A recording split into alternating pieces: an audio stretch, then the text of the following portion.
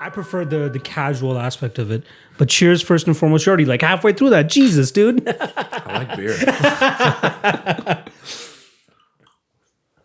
So me and you kind of have a similarity in the fact that we both met our significant others at the gym.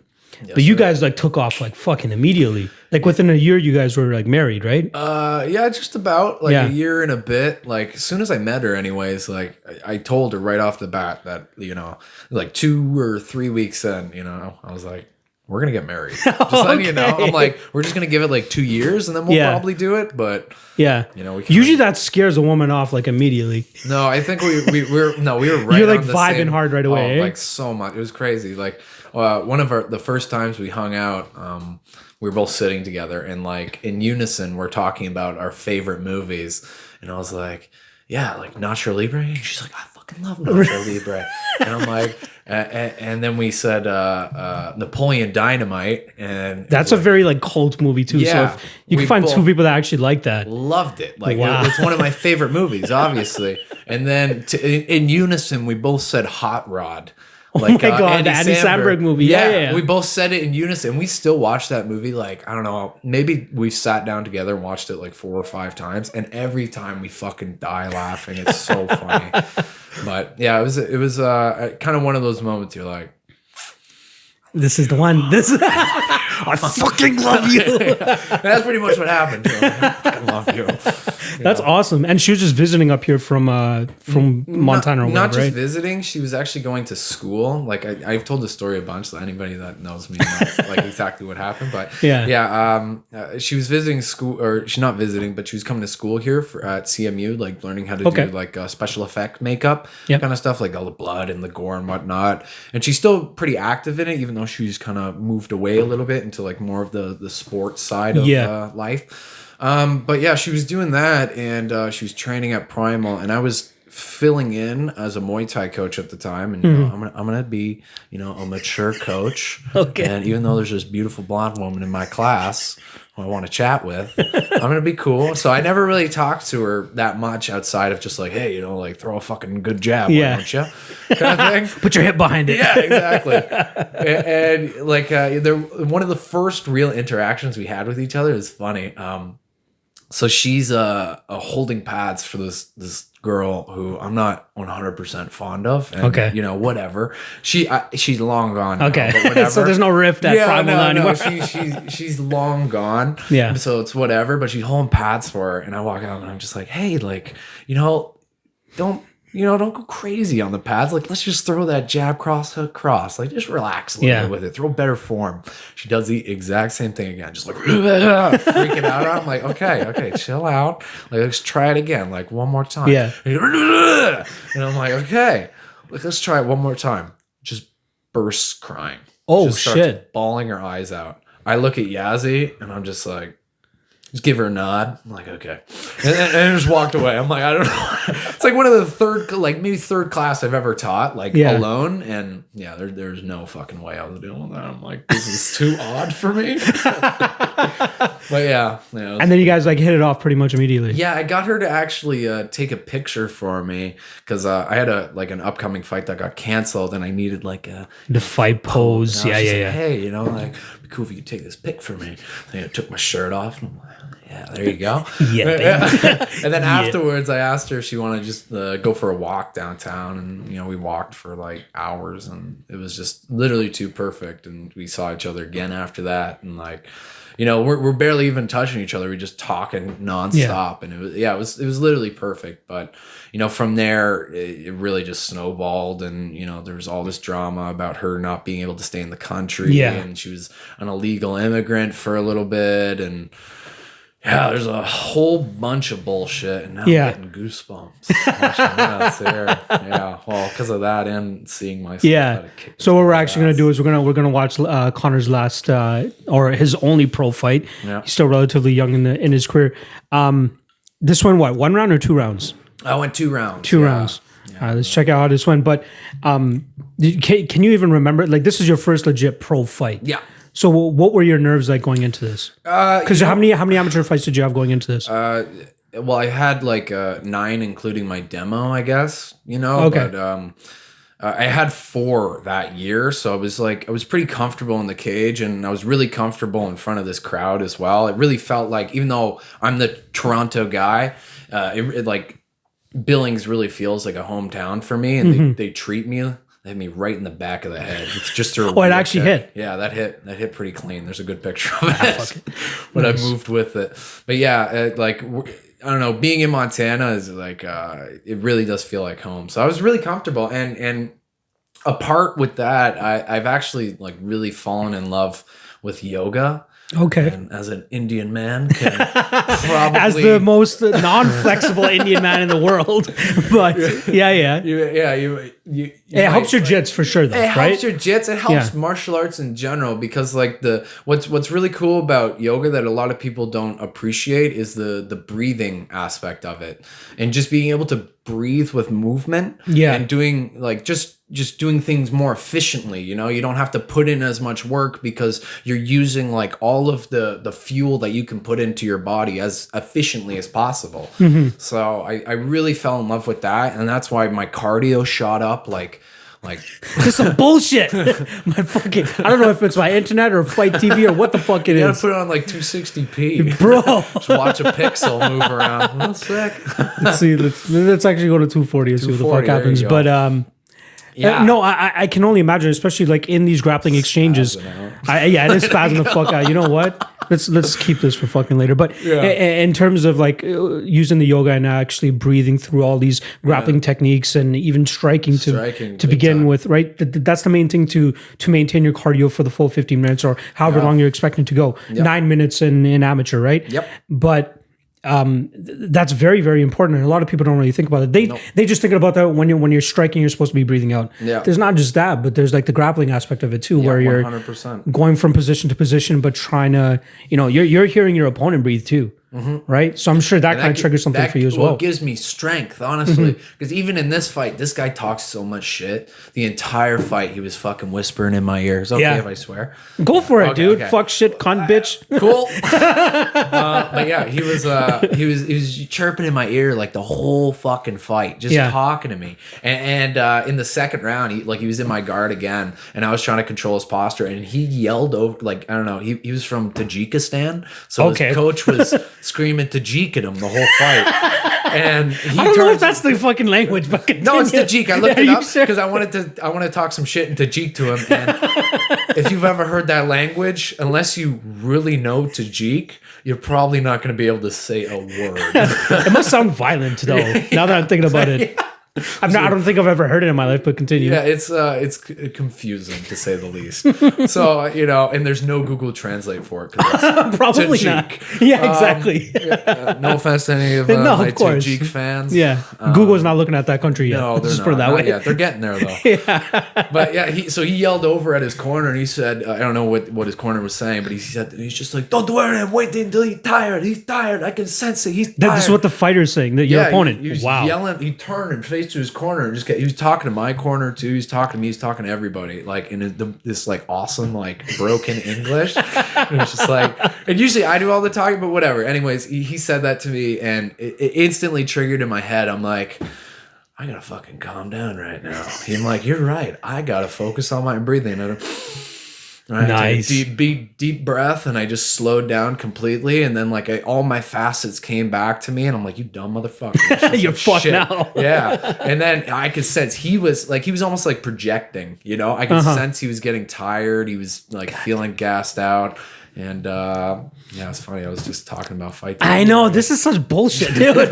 I really wanted to actually watch this fight. Like this is one thing I've always wanted to do with if I have a fighter come in and stuff, is actually watch one of their fights with them and trying to get their mentality in terms of when they felt or faced adversity and how they overcame it and actually pulled off a victory, because you went on and got an Americana in this fucking fight, which you're kind of hyping yourself up about, and now I'm trying to fucking see it. Yeah, well, it's just like one of my favorite submissions. And I know I've never seen it before, like in any other fight, and it was cool too because like, shout out to Montana. I fucking love the place, but they forgot to get mats in the back room. So. Are you telling me you're warming up on like concrete or some shit? Yeah. Are you kidding me, dude? Yeah. So you're doing like your jits drills and fucking on concrete? No, well, we couldn't really do anything. Yeah. And then finally I was like, I gotta do something fucking on, like I gotta get on the ground. I gotta feel something. So I laid down all our coats. And Yazzie was the only one warming me up because I was the last fight, and there was a bunch of other like our teammates. Shout out to the Grindhouse in Billings, but like a lot of them were fighting as well. So like everybody else was out, like watching or coaching or doing whatever. And then so we laid it all down, and then I get on top of Yazzie and start like flowing through what I want to do. And she's like, if you get on top of him, just make sure you go for that Americana. Just do it. Well, why did she see something like a chink in his game or something? She knew that was my submission. Okay. And anybody I get there, I always submit them. Like it's from a scarf hold. Like people don't really use scarf hold or kesagatami in MMA and jiu-jitsu in general, unless you're like a super judo guy. By the way, he was a judo black belt. Oh yeah, you're telling me on the way here too. Like, yeah, suck it, bitch. Judo, you can throw me, but you can't get out.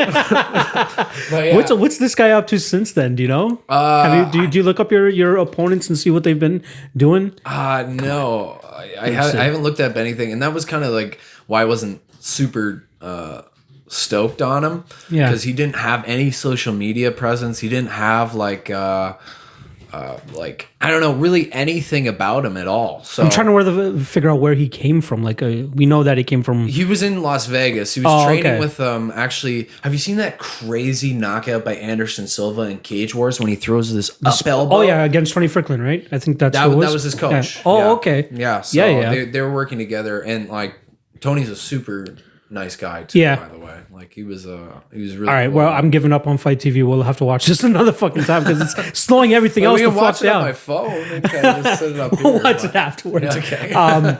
But yeah, so it only went like a minute and 26 seconds into the second round. Yeah. No, that's what was left in the round. I think that's how they do it. Are you sure? Yeah. Because like this. What was this? 45 seconds into the third round? No, that's 45 seconds left. Okay.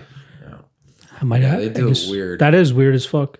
Let's see what this Farouz guy is up to now. 0-2. Hasn't fought since he fought you. Makes sense.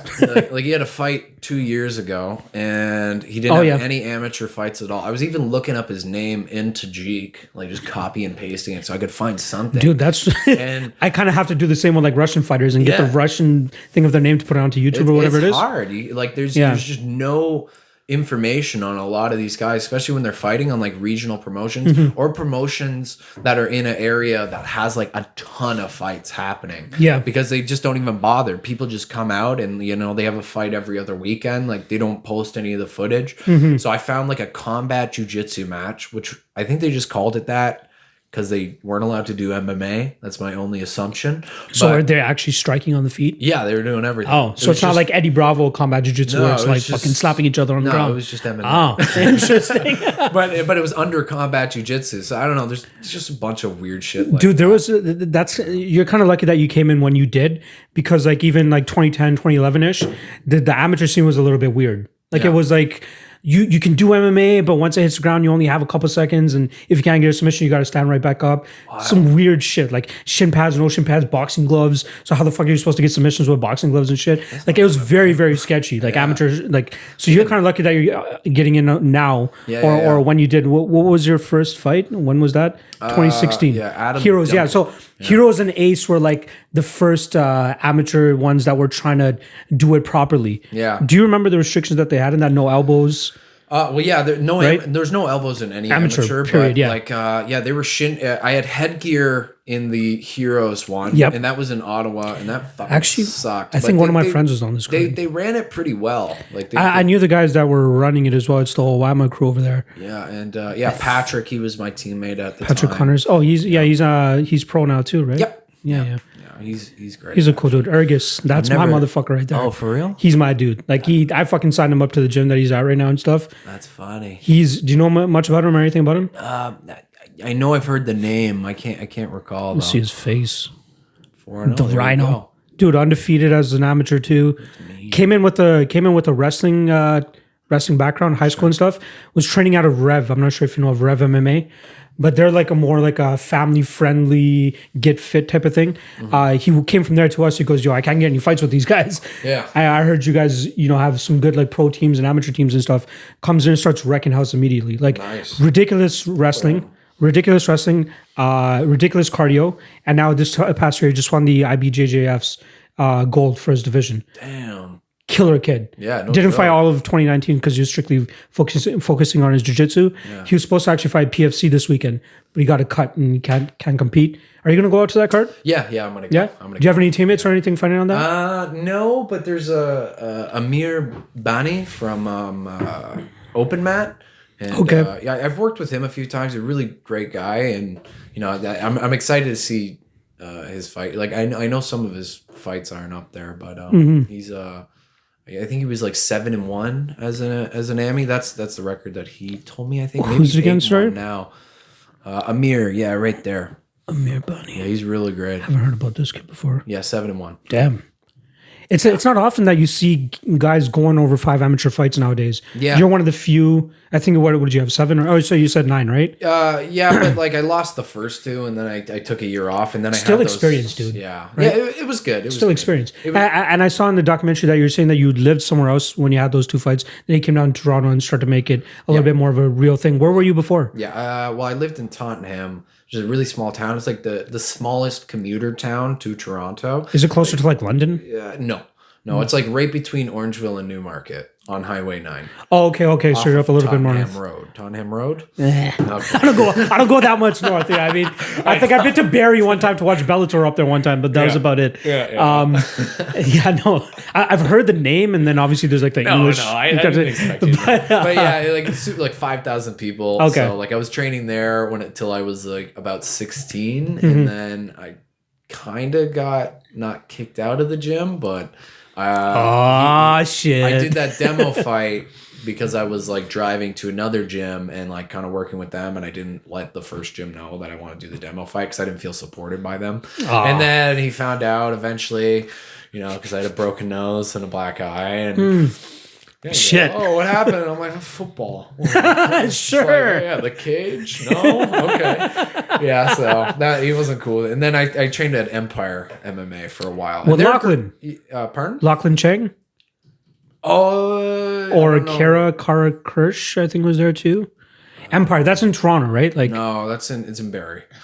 It's a Barrie. Yeah, gym. Actually, he did. They had an affiliate down here as well too. Oh, okay. And I believe Lachlan Cheng was actually the guy that was running it. Okay, I don't know him. It was Crew Achilles. Yes. Yeah. Yes. He ran it. Yeah. I did deal with him a little bit too. Rest in peace. He passed away. He did. Yeah. Cancer. What the fuck happened? Cancer, oh shit! Like 2 years ago. I did not know that. God damn. Sad things. It was just like one of the fittest men you would ever see at his age. It was just like. Just got him, you know. Do you know what kind of cancer it was? I can't recall, but yeah, he was fighting it for a while. He even went plant-based to like try to help with it, and you know, it was just too late. Yeah, just showed up and like almost got him overnight. Really sad. So rest in peace, because he was a great man and an excellent part of the martial arts community for sure. So I dealt with him a little bit just to like deal with tickets for a substance cage combat event.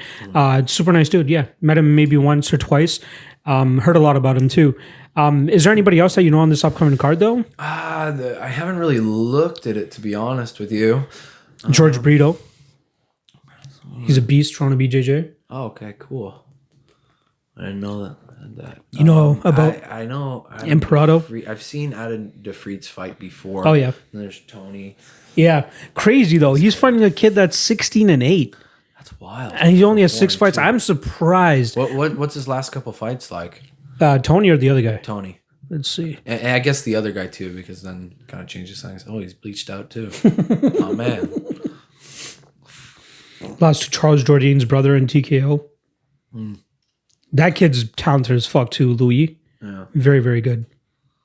That head kick knockout he had against Sam DeBalg was nuts. I saw that online. That was fucking crazy. Sick. Considering he's like 4'0".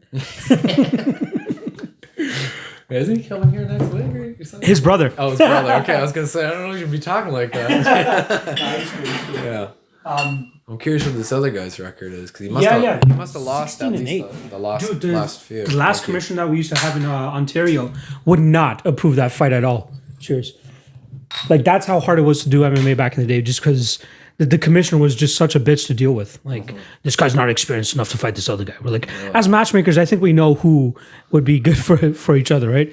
Let's see this Claudio Ledesma guy. I've never heard of him. 16-8. Oh. He is. Oh shit! Damn. Where's that? He lost his last 5-1 in his last 6. Louis Gatineau. Okay. It's not a bad name to. Oh, she lost to him in 2015. Ugh. Do you know Louis Gatineau? No. Former UFC fighter. Zach McCoff. Dude, this guy's fought some good guys. Bo Harris is another one. Wow. Anthony Leone, that's a big name. Aljamain Sterling, Brian Kelleher. Damn. Dude, this is Jimmy Rivera. He's got since 2009, dude. This is wild. How the fuck did they approve this fight? Because they know Tony. Probably. Dude, Tony's going to do work on him. I hope so. Got faith. Yeah, and I like the kid. They're good, right?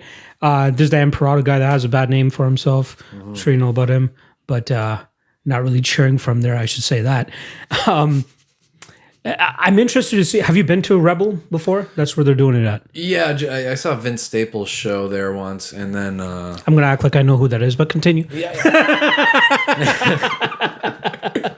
Continue. But other than that, yeah, it's gonna be a cool venue. I think that's gonna be really cool. They have never done any fights there before. Not that I know of. Yeah, that's gonna be really cool. I think the BTC one I just went to, they did it at like a hockey arena where their OHL team plays. Yeah, it was really nice, dude. Nice. One of the nicer venues I've been to for a regional show. How did it sell out, or like how did it sell? For the designated seats that it seemed like they gave them, which was like just between the. Do you watch hockey? Just the center part of the ice, right, where they just had like the stands and the stands on this side, and then a bunch of floor seats. Floor seats were not that packed. Tables were packed. Obviously, I think his sponsors and all that shit. The bleachers maybe 60% full. Okay. I had the matchmaker on last week, and they said they sold pretty well. So I'm like, okay, if you guys can go back to that venue, that'll be pretty fucking cool. Yeah. They got another show in Burlington though. They're calling it the Night of Champions. So apparently it's going to be a big fucking card. Badass. But it's the night of my wedding. Oh, okay. So I'm like, I'm not going to fucking being there. Damn it. I love regional MMA though, because the crowd is really into it too. Yeah. That's the main thing, right? It's more intimate, right? Exactly. Like, and a lot of people have never really watched fighting in that kind of arena and that stage, and you kind of really appreciate where it starts from. It's not like the UFC. No, it's a little bit more grimy. I like to call it the NCAA of MMA. Is like these guys are right there. They're just about to make it, or they have been in the UFC, and then they just haven't, been able to keep their stance there. Jesse Ronson fought, beat some guy from the States. Who's the other guy? Cody Pfister. Lost a very, very bad split decision, unfortunately, to a hometown guy. I feel really bad for him. Oh, okay. And then Siri fought as well, too. We were talking about him earlier. Yeah. Got completely out-grappled by this kid from Ottawa, Matteo Vogel. I have no brown belt from over there, New Era. I knew finishes the local scene better. Yeah, I don't know. Ontario. I'm surprised, dude. Because but I did see most of your shit's down in Montana, right? Does your team have a connection with Montana, or is it? No, it's just how did that happen? It's solely through my wife, right? She's from Montana, so we were. Did she train down there? She did. That's where she originally started, but she was only kind of like dabbling in it a little bit there. Like definitely involved and like kind of falling in love with it. But when she came to Primal. She was up here for a little bit, and I started really kind of encouraging her to fight, and like I could see she had that fire in her, and she wanted it.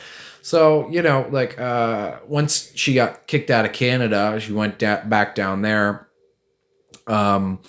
She was deported, I guess you could say. So weird to hear, but you're right. That's what happened. Deported to Montana.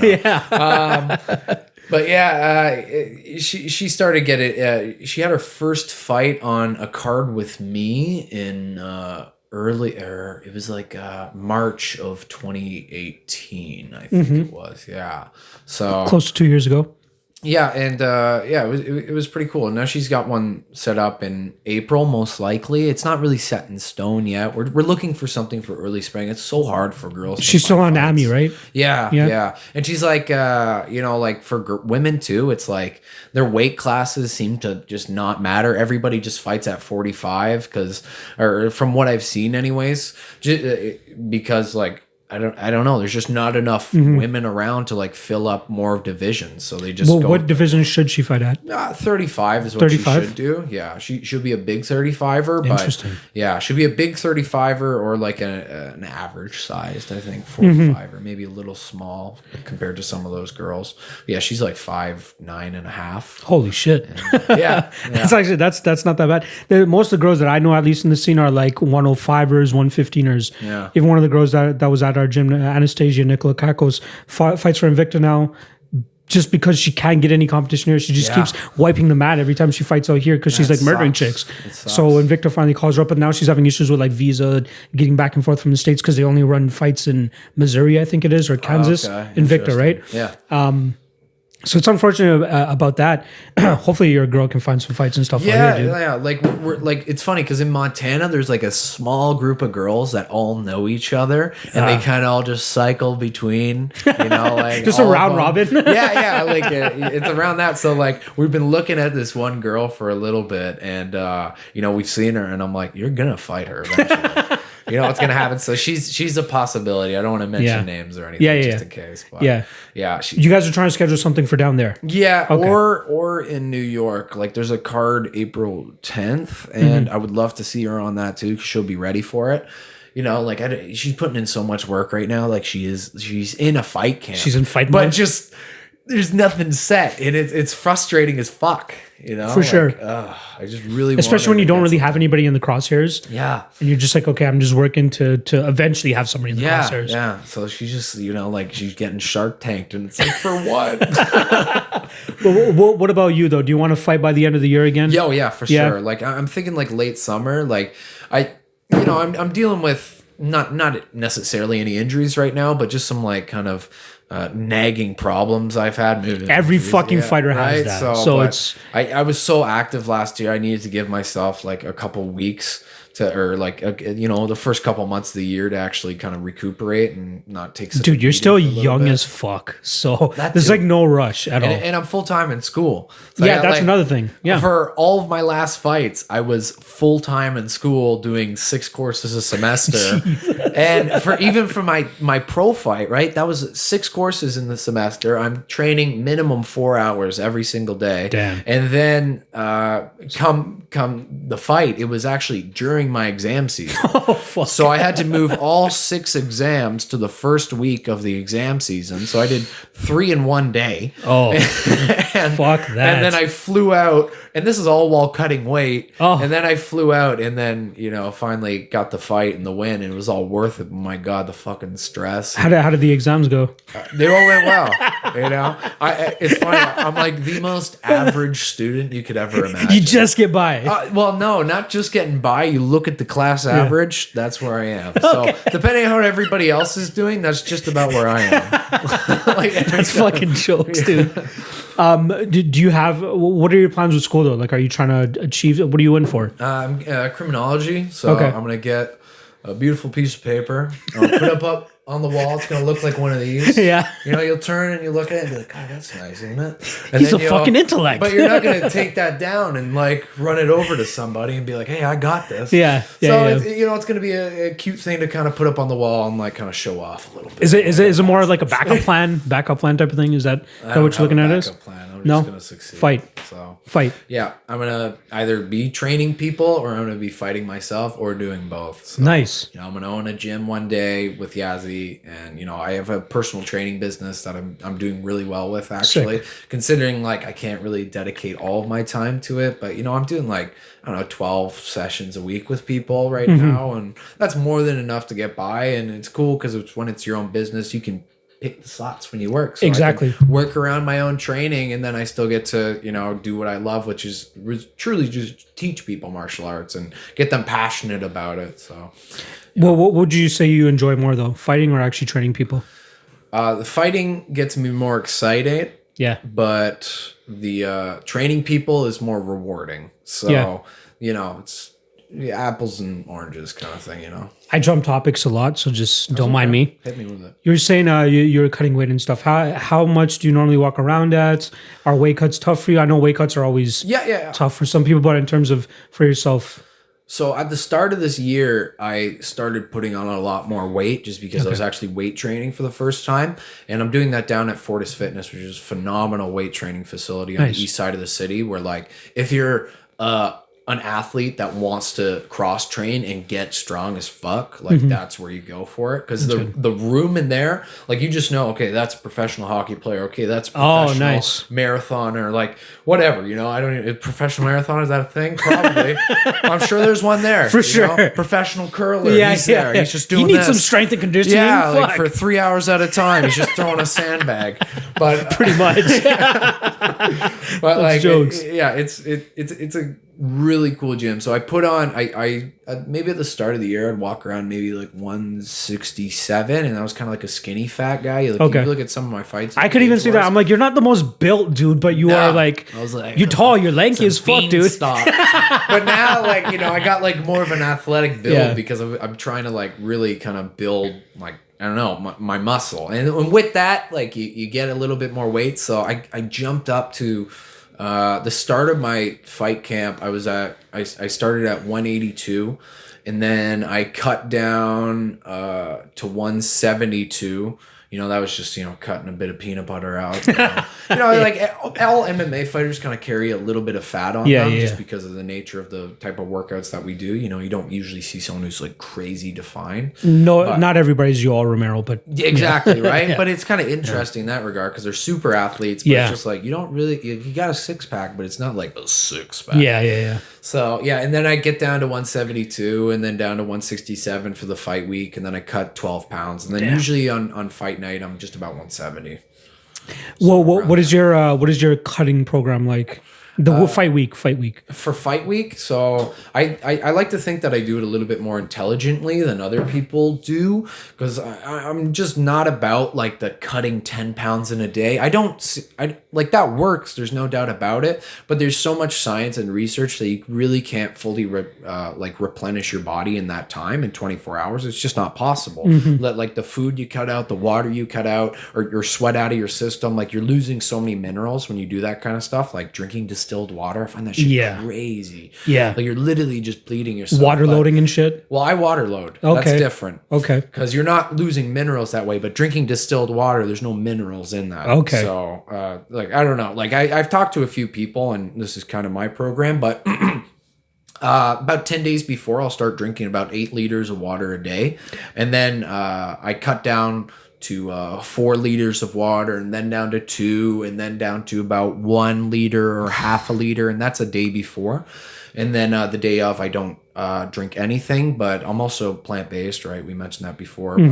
But fight week, I start eating very light but nutrient dense. So like I'm having like a really healthy oatmeal in the morning, like full of blueberries and chia seeds, flax seeds, hemp seeds, a little bit of protein. And then, so I have that. And then lunch, I'll usually have like a green salad, usually baby spinach with like lots of fruits and like a super low calorie, low sugar dressing on it, and for taste. But like, there's all kinds of stuff in it that like I try to cover my bases with most of my nutrients. I'm very carb heavy as well. And then I basically just eat that for 5 days, that almost to the T with the water loading, and then I'll just cut down on the portion. So like the day before weigh-ins, I'll eat half of the usual size bowl of oatmeal that I would eat, and then that evening I'll have usually just about the same size salad that I would have. So that doesn't seem horrible. Like I've seen some bad weight cuts in the past, and it's not. That does not sound like something that would be horrible. It's time intensive, and like you really have to stay focused and disciplined for like 5 days straight. So, or even longer than that. So you just fucking are pissed all the time, and I hate dieting. Like anybody does, you just want to eat. Well, one thing that my girl told me about you is the fact that when you went vegan, you went fucking cold turkey, like right off the bat. To even be able to do something like that, shows that you could cut the weight. You can cut the 12 pounds in 7 days because you are able to actually be like, all right, I'm going fucking vegan. That's it. What actually pushed you to go vegan to begin with? And how the fuck do you have that mentality to actually just go cold fucking turkey? Well, like my girlfriend at the time, like we were young, only like 18. Okay. And yeah, she was a vegetarian, and like just solely for like the morality of it, and like, you know, not eating animals. She loved animals, and you know, like I understood that, but I was like, but it's an animal though, you know. And it's just like, it's not one. Were you like a glutton before? Were you like fucking bacon and fucking all that shit? No, I really wasn't. So you're already like halfway there almost. Yeah, I was just like, you know, I'd eat like normal, like kind of like, you know, like meat and potatoes, kind of like white people food, and shit. Steak and fucking mashed potatoes. Yeah, on the I side was just or like, something I don't know, like that. Green you know, beans, chicken. Like my mom was, you know, pretty good about like not letting us get fat. Yeah. So, but yeah, she showed me this video of this guy named Gary Urofsky. I always mess up his name. It's like a Yiddish last name. Okay. Yeah, I think he's in Israel now. But anyways, he just, it was like an hour long presentation that he had about, you know, the benefits of going vegan, and then, sorry. It's all good. It happens with beer. But you're disgusting. Sorry, continue. No, it's okay. He just touched on the morality, the religious, the dietary, like nutritional. He just covered kind of everything. As soon as I feel kind of dumb about something, and I know that it's not something that I need, and that rather I just want, but it doesn't benefit. I don't know if it doesn't really benefit me. In a moral way, or in a health way, or even the environment itself, I'm like, it's not necessarily selfish to continue with it, because I'm not judging other people, but I just didn't feel like for myself it was something that I should continue with. So I was so it's something more morality based for you rather than actual health based or anything like that. I always say it's better for me, it's better for the earth, and it's better for animals. So that's kind of like my mantra around it. So I don't know. It is moral, and it's, you know, it's also just, it just feels rational for me, and I'm a very rational person. That's why I cut weight the way that I do. Yeah. You know, I don't like doing things overnight. I like, well, minus just switching to veganism, but you know, nonetheless, it was just like you're talking about cutting fucking 20 pounds in 24 hours or something like that. Exactly. Like cutting any weight's not good for you. There's no way you can do it and just be like, oh yeah, 100% the next day. I'm completely normal. Like my last weight cut, what I fuck up is not necessarily the weight cut itself. I've never missed weight, -1 IBJJF. At least it wasn't MMA, so it's all good. A quarter of a pound, and they DQ'd me on the spot. But wow, that's a bitch right there. But I'm sure you learned a lesson from that. So fucking pissed. Yeah, of course. Yeah. Now you knew for sure that would never happen again. It would never happen again. You need those moments though. Yeah, it was a good learning moment, but it was also just the fact that I didn't know that I had to weigh in with the gi on. I never did that. Oh shit! So, I didn't know they actually did that. Yeah, so I found that out the night before, and I was like, "Oh shit!" Why the fuck would they do it with a gi on? I don't know, because they're like fucking. Dude, gis don't normally weigh different than other gis, unless I guess it depends on the material or something like that. Mine was 3 pounds. And it was 2 3/4 of a pound too heavy for me. Wow. Yeah, that's a bitch. Or I guess just 1/4 pound too heavy. I remember Ergus. He only missed one time, missed weight on the amateurs, and to add insult to injury, he had like a pee stain on his fucking boxers. So he tried like hiding that while he was like, and he missed weight and a PB stain. So he's just like, you know what? Ever since that, I know for sure I'll never fucking miss weight again too. Not to mention that he was a wrestler going into his MMA career already, right? Yeah, so like he already had that like mentality. Weight, yeah. Exactly. So he was just like, fuck, like that. That was just like a double insult, double kick in the nuts for me too. So you said, so I like your little regiment that you have fight week in terms of making weight. Just to clarify, it's 4 pounds by water loading, it's 4 pounds via my diet, and it's 4 pounds via a sweat the day of. So I still do a sweat. I'm not saying that I don't. So what is like sweatsuit, fucking this like time the bags? I did a sauna for about 30 or 40 minutes, like on and off, and then I would get on the air bike in between that, and then yeah, other than that, it was pretty much right on weight. I think the one thing that always resonates with me in terms of weight cuts is actually Jesse Gross. We were talking about him a little bit earlier. I was working one of his fights, and he still had maybe 1.5 pounds to cut. So I saw him. Seemed fine to me and everything like that. Went to the sauna, came back maybe an hour later, and the guy was like looking through me just because he was just so fucking out of it.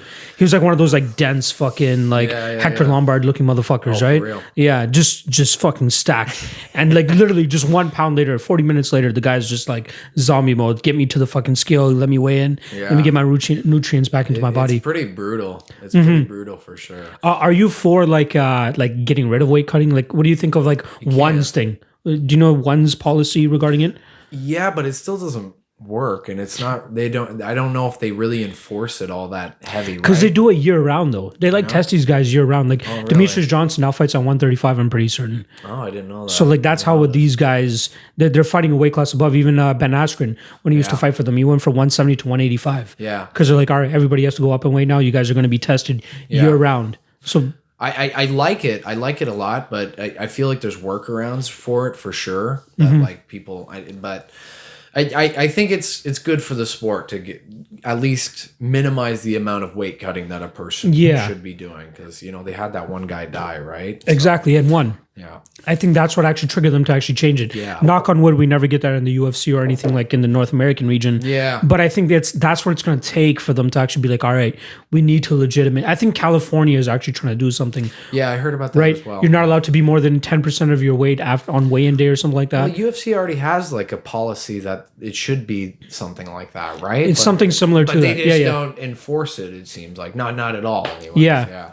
How closely do you follow like UFC, ONE, all that type of stuff? I follow UFC pretty closely. ONE, I wish I could say I did more, because I would love to fight for them one day, but they put on a fucking show, dude. Yeah, I know they do. Like, I've watched a little bit of it on YouTube, but other than that, I'm not like super deep into it. Like Bellator, I'll look at the main ones, and I like keeping track of like who's like on top, and like, but with UFC, like from like number one prelim all the way up to the main event you're watching and stuff? Yeah. I usually make a night for it. Perfect. I try to do the same thing. I'm trying to make it fly with Kendall like every fucking week, because they do one every fucking weekend, right? I'm sure your girl's into it because she fucking does it, right? I know, right? Yeah, I'm trying to get my girl into it, but like our first ever road trip was actually to Boston. Oh, cool. A month and a half into dating, we fucking drove down to Boston to watch Conor fight Dennis Seaver. Badass. Just for the fuck of it, right? That was one of the first fights that I ever watched, actually. Oh, yeah? Yeah. That was 2016 or something like that. I think it was January of 2015.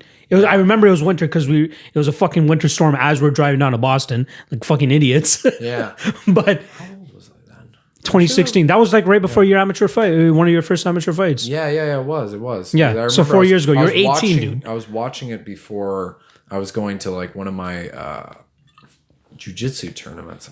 I feel like I was younger than that, though. Maybe that was a different fight I'm thinking of. It must how did you get into MMA? Did you start watching the UFC? How did you stumble upon it? We just had a karate school in town that I was always a part of since I was like maybe 8 or 10 years old, and they had a 1 day a week MMA class that was just for like teenagers and up. And my older brother was actually a part of that. He doesn't really do anything anymore. Yeah, well, he doesn't do anything anymore, but yeah, he was going, and then eventually I joined as well when I was 14. I'm like, fuck, this is the fun stuff. I don't want to do katas anymore. Yeah, exactly. I'm like, I don't get it. Yeah. What's the point of this shit? Yeah, I appreciate it a lot more now. Yeah. I really want to travel to Japan to like get like, or Okinawa specifically, just to get like a real feel for like where karate originated. I have such an interest in karate right now. I'm a big fan. But yeah, so the 1 day a week MMA class, we just beat the shit out of each other, and it was a lot of fun. And like bunch of my buddies were involved. One of my friends, their stepdad was actually the owner of the gym, so like I was always around it. But as soon as I could drive, I left the city and I started training at another gym in Bradford. That was a complete scam. Well, it wasn't a complete scam, but the fucking the guy that ran it was a fucking joke. Do you remember the name of it? The gym? You can air it out if they're a fucking scam. Fuck them. No, but they're affiliated with other gyms. Bitch. Yeah, I can't That's say fine, it. that's Like fine, I'll tell that's you fine. off camera. Okay. That's yeah, fine. it was a bunch of bullshit. He took a bit of my money and then he disappeared. What a cunt. Yeah, he would, because I was 16 and I didn't have a credit card, so he wouldn't let me pay a rate that was longer than a month. I had to just pay him cash every month, and he's always texting me like, "Hey, you gotta get your money, and I'm like, I'm sorry, I just haven't." How you said you were 16 or something? Well, then I was like about 17. Yeah, that's still a bitch move to be pulling on a 17-year-old. I know, and he would only let me pay the monthly rate because of that. So I had to pay like 100 and something, too much. Yeah, it was like 160, I think. Yeah, so, and that's like Toronto rates in Bradford for a fucking shit gym. So whatever. And then I went to Empire, and Empire rocks. And yeah. It was good. Yeah. So that's how you got into MMA, like the UFC and stuff. Like no, not the UFC. No? I never watched really any of it. So it was MMA first for you in terms of training it. Yeah. So then when did the UFC and actually watching it come into play? I remember that one of the first fights I watched, like our buddy had us over to watch. This contradicts what I said before, but that was the first fight I kind of sat down and watched by myself. Mm-hmm. The first fight that we went as like a family to watch was Chuck Liddell versus Rampage in the UFC. And I was really young then, but getting to watch that, I was like, oh, this is fucking pretty cool. Yeah, dude, you must have been like fucking. That was like 08 or 07 or something. Really young. Yeah, I was like 9 or 10. Damn. And, Chuck got starched. Yeah. But Chuck Liddell, the Iceman, that's all I knew. The block. Yeah, exactly. He's badass. Yeah. And then a few years later, again we watched. It was Anderson Silva versus Weidman. One. Yeah, when he got knocked out. 162. Yeah. That was a while ago. Yeah. And did you become a fan at that time, or? It was actually Dennis Seaver that night.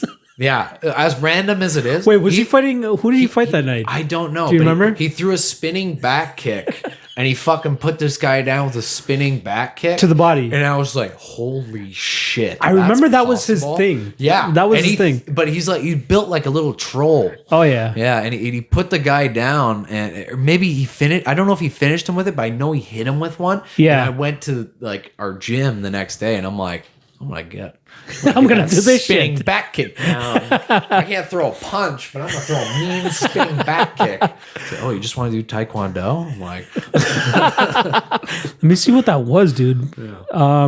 Look at him on 162, right? That was on the Weidman card. You said, yeah. Cub Swanson.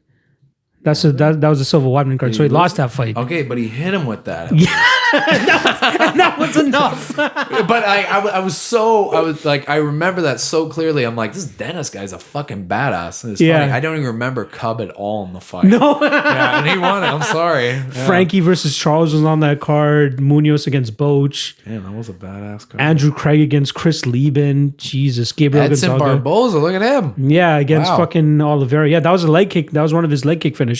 Holy shit. This was Brian Melancon was actually pretty good. Mike Pierce against David Mitchell. Damn, dude. I love going back in that was a good card to watch. Yeah, dude, that was a pretty solid card. Sorry, Dennis. I still like it. Dude, my girl was the only Dennis Seaver fan at that Connor fight that we went to. Oh, really? Yeah, because she has German heritage, right? Yeah. She's like, oh, he's the German guy. Yeah, let's do it. Everybody else, Connor in Boston, obviously, right? It was fucking sick. He got his ass kicked. Poor guy. She enjoyed it, but it's still tough to be like, hey, Ioana Jędrzejczyk is her favorite fighter now, right? We went to the UFC event when she fought Valentina. Yeah. And she bought her shirt. I'm like, Ioana's going to lose, right? I'm sorry to tell you. But Shevchenko's about to murder this bitch. Yeah. Fuck.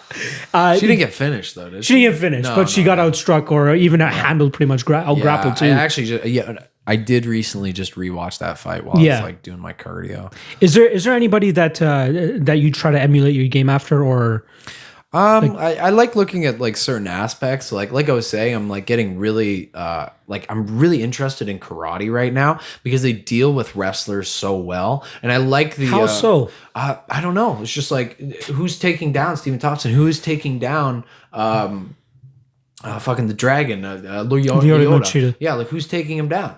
Nobody could. It comes down to the footwork. Yeah. Right? It was the footwork. It was the stance. It was the fact that the only martial art that could get better angles than a wrestler was a karate fighter. That's so true. You know, like it's all about wrestling. They want to get square on your hips, get you when you're like standing right in front of them, take them down. Try to do that on a karate guy. Yeah, the guy's like standing like laterally and all that type of shit. Yeah, and their movement is phenomenal, and they have great kicks. And if you can mix that up with like kind of like the American kickboxing style, which is a blend of karate and boxing.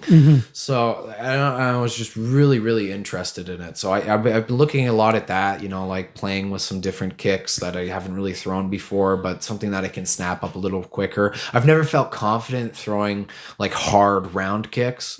So I want to move on to something different, you know, like keeping distance and space and closing it when I want to.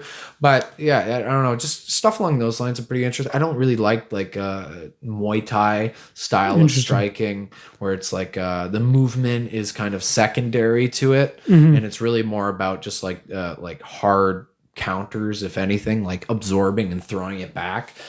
I don't know. That's the way I look at it anyways. I like the countering, the movement, dancing, footwork, playing, like setting the pace that like they have to follow me kind of. So you like the Machitas and the Wonder Boys. That's kind of what you try to emulate at your game. At least footwork wise, you're trying to pieces of it. Because unless you're living it, then you really can't claim to be doing it. But I really like pieces of it, switching stance as well. That could really definitely like throw your opponents off too, right? Like what's your primary stance, orthodox or southpaw?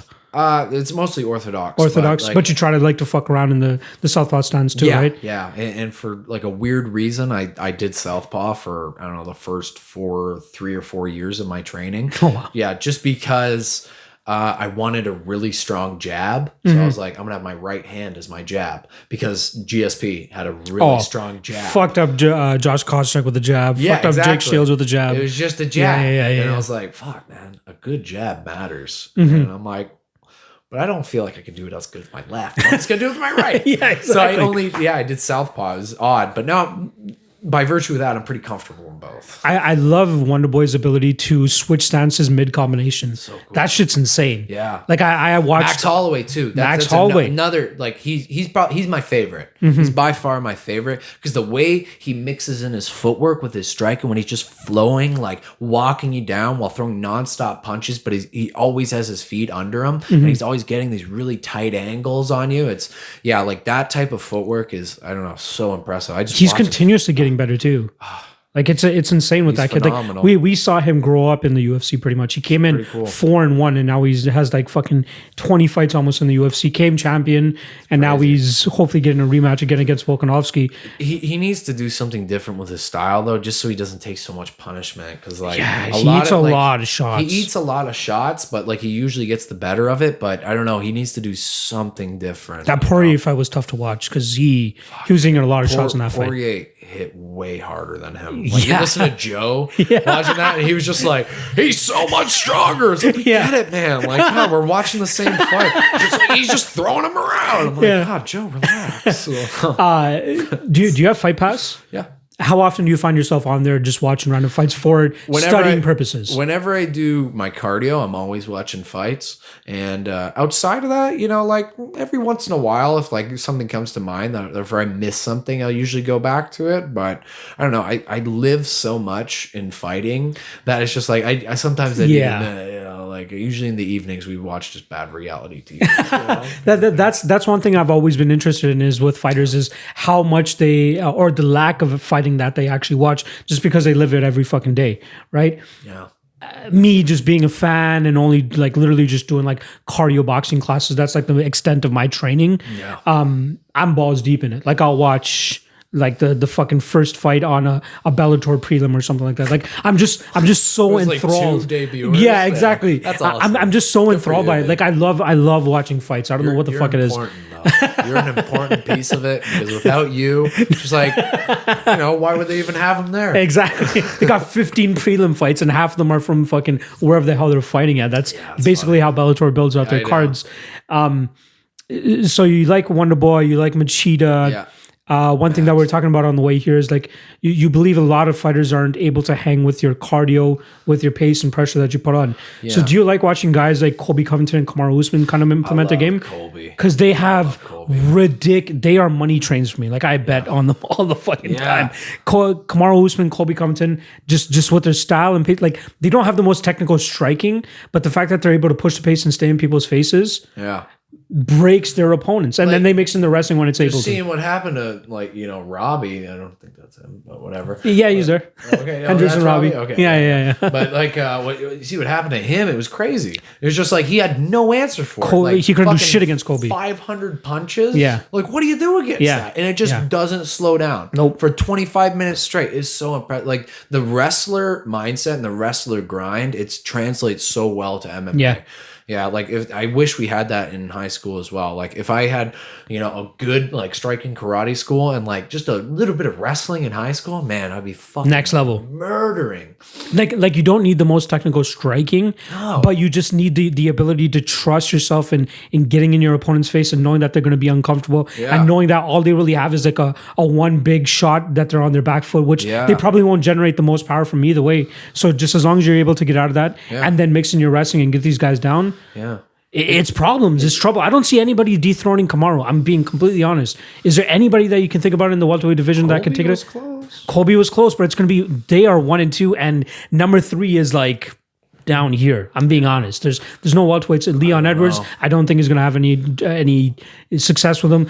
Tyron Woodley, he doesn't have the pace that these guys are able to. I haven't seen Leon fight anybody who's like has a strong wrestling base. I'm trying to think. I agree. Yeah, no, so, I think you're right. I don't know how he would deal with it, but if he can, which most likely he can't because he's British, and I don't know a lot of British wrestlers. No, sorry, not many. But there's nobody on his record that you can say was a legit. Gunner's a his only loss, fucking Kamaru Usman. Ooh, I didn't know about that. Yeah, they fought way back in 2015. He lost to Claudio Silva, who's also mainly a jiu-jitsu guy. Yeah, but yeah, nobody he's like good though. He's a great striker, and I was kind of surprised that he continuously tried to take Gunnar Nelson down. I'm not sure if you remember that fight, but I watched it. Yeah. Nobody was like, "Yo, he's gonna." I watched it because Gunner's a karate guy. I love Gunnar. I love Gunnar. Like since he came into the UFC, I'm like, "Yo, I'm all on this guy." I know. And then he just kept dropping the ball. Yeah, I know. He's been having a bit of a shit go at it lately. I was at the Maya fight. That was the Aldo McGregor fight. Fuck yeah, that was sick. Yeah, but then you beat Tumanov, you beat Joe Ben, then he lost to Ponzinibbio. That was a tough one too. I'm not sure if you remember that. Burns is good though. Yeah, Gilbert Burns is legit. Yeah. He's fighting fucking Damian Maia next. Oh, he's seeing him again. Yeah. Interesting. Cool. That'll be a good fight. The one main thing that's had a lot of controversy, at least in February, is scoring. John Jones, Dominic Reyes kind of being the main thing there. I had Reyes. So let's start with that. You had Reyes winning that fight? I had Reyes, yeah. Do you recall which rounds you gave him? Well, I gave him 1 and 2. Okay. And then I gave him 1 and 2. And then 3 was like pretty even. The only up that Jones had on him was that very short stint of being like he didn't even take him down. I don't think. No, yeah. It was a lot of people were kind of trying to attribute Jones's win to his consistent forward movement. Yeah. And he's throwing a lot of kicks out there. Yeah. But I felt like Reyes was throwing a lot of the heavier punches. Yep. Landing the more damage at that point, right?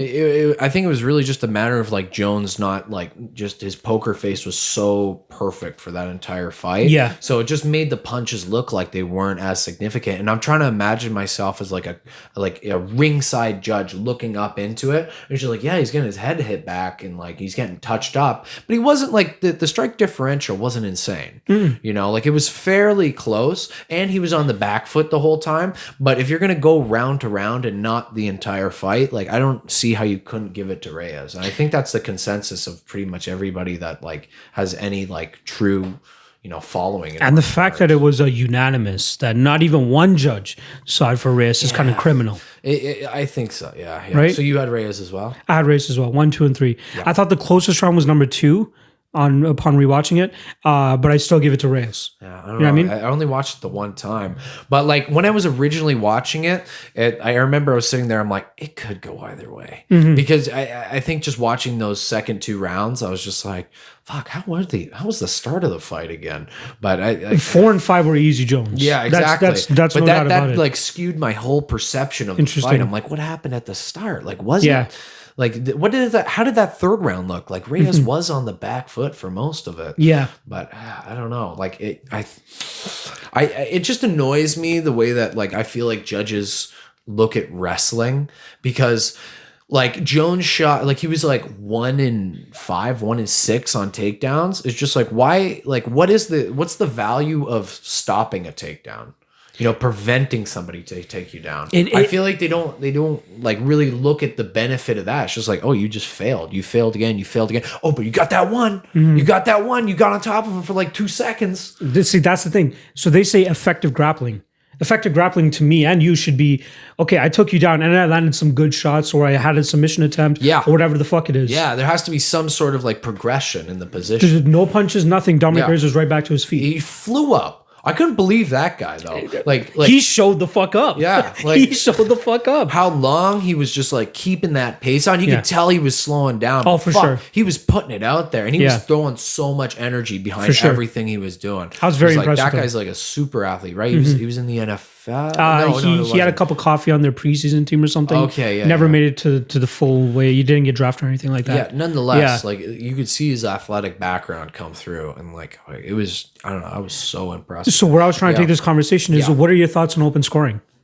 Open scoring, like for the entire fight, like you just score it as a whole? No. So like after each round, they tell you who won that round. Oh, okay. I don't know. That's interesting. I don't see why not. So there's 2 things that come into my mind, or actually 3 things. The first being how the coaches would be able to keep it together if the judges scored the round incorrectly. Like if you actually went out there and won that round, but the judges said, okay, fucking butt fuck face won this round. How are your coaches going to be like, hey, what the fuck do you mean? My guy, won that round easily. Yeah. And I still have another 30 seconds to give you advice on round 2, whichever is the next round. There's that. There's the second part, which is third round. If somebody knows that they're up 2-0, they can just ride out the round. They can try to cruise it and know, okay, I'm up 2-0 already. Even if I lose this round, I'm going to win the decision. And then lastly is the guy that's down 2 rounds. Yeah. Goes out there and goes balls to the one, tries to win that third round. Either a 10-8 or get a finish. Yeah. So there's a different ways of looking about open scoring. I'm not sure if it really answers the question in terms of the legitimacy of whether these judges are getting the rounds correct. Well, I think it's not necessarily that they need to change the system of judging, but they need to change the system of the judges. Right? Like, who are the judges? Are they lifelong martial artists? Do they appreciate like MMA as a martial art? Or are they just a boxing judge? There's so much of that, like it's just I think that's truly the issue because I think the main issue is they shouldn't be ringside. They should be in a fucking room, no sound, nothing. Just watch the fights. You get the best angle. Through the camera. Yep. That's the best angle. Because if you're on the other fucking side of the cage and you're hitting this guy, but I can't see it because the post is in the way or the ref's in the way, that's going to skew it. You know what? Like with Felder and Hooker, watching that fight, I think that Felder had it like by hairs. I think that he had it. I thought Felder won that too. But nonetheless, you're the judge, you're cage side. Every time Hooker lands a punch, you hear, Yep.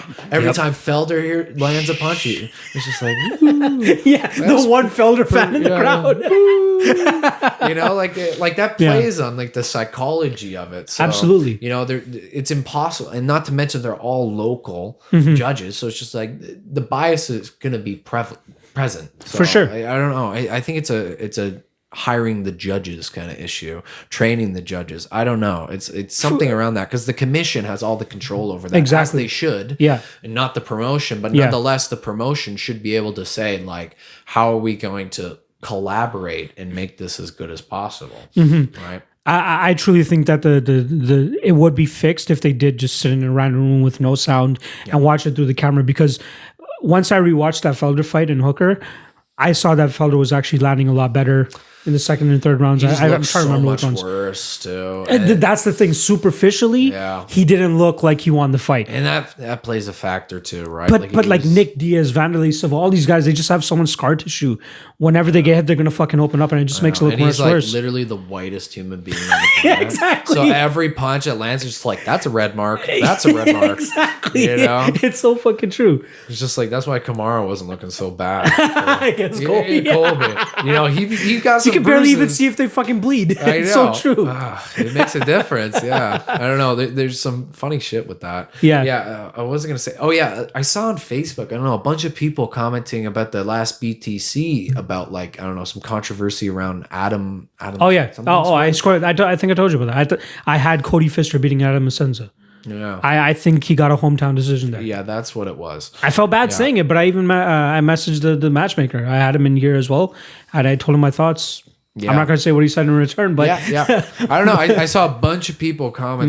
Oh, just that Canadian. For sure. I feel bad for Fisher, dude. The guy's coming from wherever the fuck he's training to come up here and get screwed by a bad decision, at least in my opinion. Yeah. I would watch it again once they put the fight back on, but I think it came down to round 3. It was 1-1 going into the third round. Yeah, that's what I read. And he was like wrestling him and holding him down kind of thing. Fister was like wrestle fucking him in the third round. Whenever it was on the feet, Senza had the better of the exchanges, but it was more so based in the grappling, and I think that's where Cody Pfister won. And then the end of the round, Pfister had his back, but like his head was like right by his ass, so it was kind of like in a weird position. And then Adam Senza was just continuously hitting him like this. It wasn't really landing hard or even clean, but I think the action of that maybe left an impression on the judges to be like, oh look, he was more active. Yeah, it makes sense. I hate that. I hate bad judging, especially if it comes down to you getting half your pay or your full pay. Yeah, I'm not sure if I'm not asking how much you made, but like with your first pro fight, was it a base pay or was it win and show? It was win and show. It was I don't like that. You know what's funny on top of that? It was like I don't there's nothing on contrary I couldn't say, but it was 400 600. So 400 show? Yeah. 600 win. Yeah. Well, fuck out of here, dude. I would get an additional 600 if I won. Yeah, but still. It's funny, right? It should have been the other way around, if anything. 600 show, 400 win. But in my opinion, it should just be flat. Yeah. Give these guys flat rates. That's what Bellator is doing now. I know. You know what? I'm for that as well. And I was going to say, you know, like, I wish I had the balls to kind of stand up for myself in that situation. But I wanted to, like, say, like, can we just, like, you know, like, you have this much money to dedicate to this fight. Can me and him just split it? Uh-huh. You know, he's putting in the same work. Like, if you want to dedicate, you know, $2,000, whatever, how much it is, whatever. If you want to dedicate that much money to that fight, like, why don't we just split it? Grand. He put in the same amount of work, and if you want to award a bonus, you know, that's different. But don't put it in the contract. That's just like, you better fucking win. Bet on yourself, motherfucker. Yeah. I don't like that approach because it makes these guys. I feel like if you have a base pay, you're going to go out there and fight to entertain and to get a victory, but not really try to go out on points. Per se, right? That's what the UFC obviously wants, which is why they have the win bonus there. Yep. You want to go out there, I guess you can go out there and grind fights out. You can have a Ben Askren type fight and grapple fuck your opponent and get double your pay. But that's why I think Bellator is so sexy to these people now. Like Bader and Machida and Musasi. Yep. They're going out there getting 400K flat. Yeah. They don't have to worry about going out there and trying to win another 150K. No. Whatever the fuck it is. Alistair Overeem's out here making $800,000 just to show. Crazy. And then $125,000 to win. Doesn't mean shit to him. No. But then you're talking about guys that are making like 20 and 20, 10 and 10. 10 and 10. Right? 5 and 5. Bro, even the local scene now. There's when I was working in it, people were essentially paying us to fight on our promotion. Yep. Because they want to get the experience. Which is why, again, I told you, you're fucking lucky that you're coming in the time that you are now, because there's BTC, there's PFC, Z Promotions is actually coming down here as well. I'm not sure if you know about them. They're mainly Alberta, but they have money behind them. So they have like the Joe Riggs, they have the actual guys coming out there and fighting. Joe Riggs is in Montana. Is he? Yeah. He just opened up a gym in, I think, Butte. Jeez. Yeah. Do you think you're going to be fighting out there more often? Yeah. Yeah. I really like it out there. I got good connections out there. I can easily make more money down there than I can make here. Interesting. Yeah, easily. So you have no real desire to really fight for like BTC or PFC or anything like that? The value of growing in the American scene is a little bit more than Canadian for the time being. I agree. But I was already looking at getting my medicals done so I can fight in Ontario, but there's even so much bullshit with that. Tell me about it. And it's pretty frustrating. And just, like out of bitterness for that, I didn't even want to like go through with it because Montana's just kind of like, yeah, here? I'm here. It's like, cool. You can fight. Do you pay for your flight out there, or they fly you up? They flew me out. That's even better. If they're willing to cover your family, shit, we got places to stay. Yeah. Like selling tables is easy. Getting sponsors is like that. Try to get sponsors in Ontario from like local businesses. Impossible. Not gonna happen. No, impossible. No. Unless they're family and friend, it's impossible. Yeah. But in Montana, I had Great American Bagel. Fucking hell of a spot. John. Shout out. Yeah. John. You're the man. John Smith. And he hooked me up with a few different sponsors. Shane Berkman of Berkman Jewelers. Nice. And did you get a nice pinky ring out of it? Yeah. and a local laundromat. And they each gave me $200. Damn. American. That's a fucking steal for somebody making their pro debut. Or whatever the fuck it was. You know what was cool about it as well? It's just like, yes, I promoted them. I put their names out there as best as I could locally. And but the main reason they did it is out of philanthropy. They just want to support people who are trying to do things for themselves. They sometimes need a little bit of help doing it. Yeah. And that's really like one of the reasons I love America, because they're so, and in like states like Montana, it's so ingrained in them to support the community. It's very prideful, it seems like, from what you're saying. Very prideful. Yeah. And like if you're willing to rep them and maybe hold some of the values they hold, which I really do, it's just like they're going to support you. And they did, like, just at it, like, I didn't sign anything with them. I just seen them afterwards and they're like, here's $200. Great job. Good fight. And I'm like, thank you. But like, I don't know, stuff like that, it really makes me fall in love with the state and kind of gives me more context for like what the greater culture of the area is. And like when I finish my fight, I tell them right away, I'm like, I fucking love you guys. Nice. Like it's good that you have that relationship with them. Yeah, it's right? Cool. It's really cool. Do you see yourself eventually like moving down there? Like you seem very connected to it. For sure. Yeah, I want to live in the States. Like Colorado would be dope because it's like kind of the same feeling as Montana from what I gather, but just a little bit bigger. There's a little bit more going on there. Like how big is Billings? Billings is like a size of Barrie, so like about 120,000 people around there. Yeah, and that's like including the greater area. Yeah. It's like, and that's the biggest city in the entire state, and it's a big fucking state. Is it? Yeah. Like even bigger than what's the other one in Montana? There's Helena, there's Butte, there's Missoula, Montana. What am I thinking about? There's another one. There's another big city, isn't there, in Montana? That's the biggest one. God damn it. Yeah. Helena's their capital. Okay. And that's not that big. It's like maybe half the size of Billings from what I gather. Okay. Yeah, maybe even a little less. Okay. But yeah. And then like the surrounding states, like you got Idaho, you got Wyoming, you got the Dakotas. So it's just like that area is like, so I don't know, it's very unique, like in they're uniquely American for sure. And it seems like they're farming states almost. I'm not sure what their fucking their industries are, but like it seems like the Alberta and Saskatchewan of the United States. Not necessarily. I would say like more like natural gas and like that kind of stuff and like minerals and whatnot.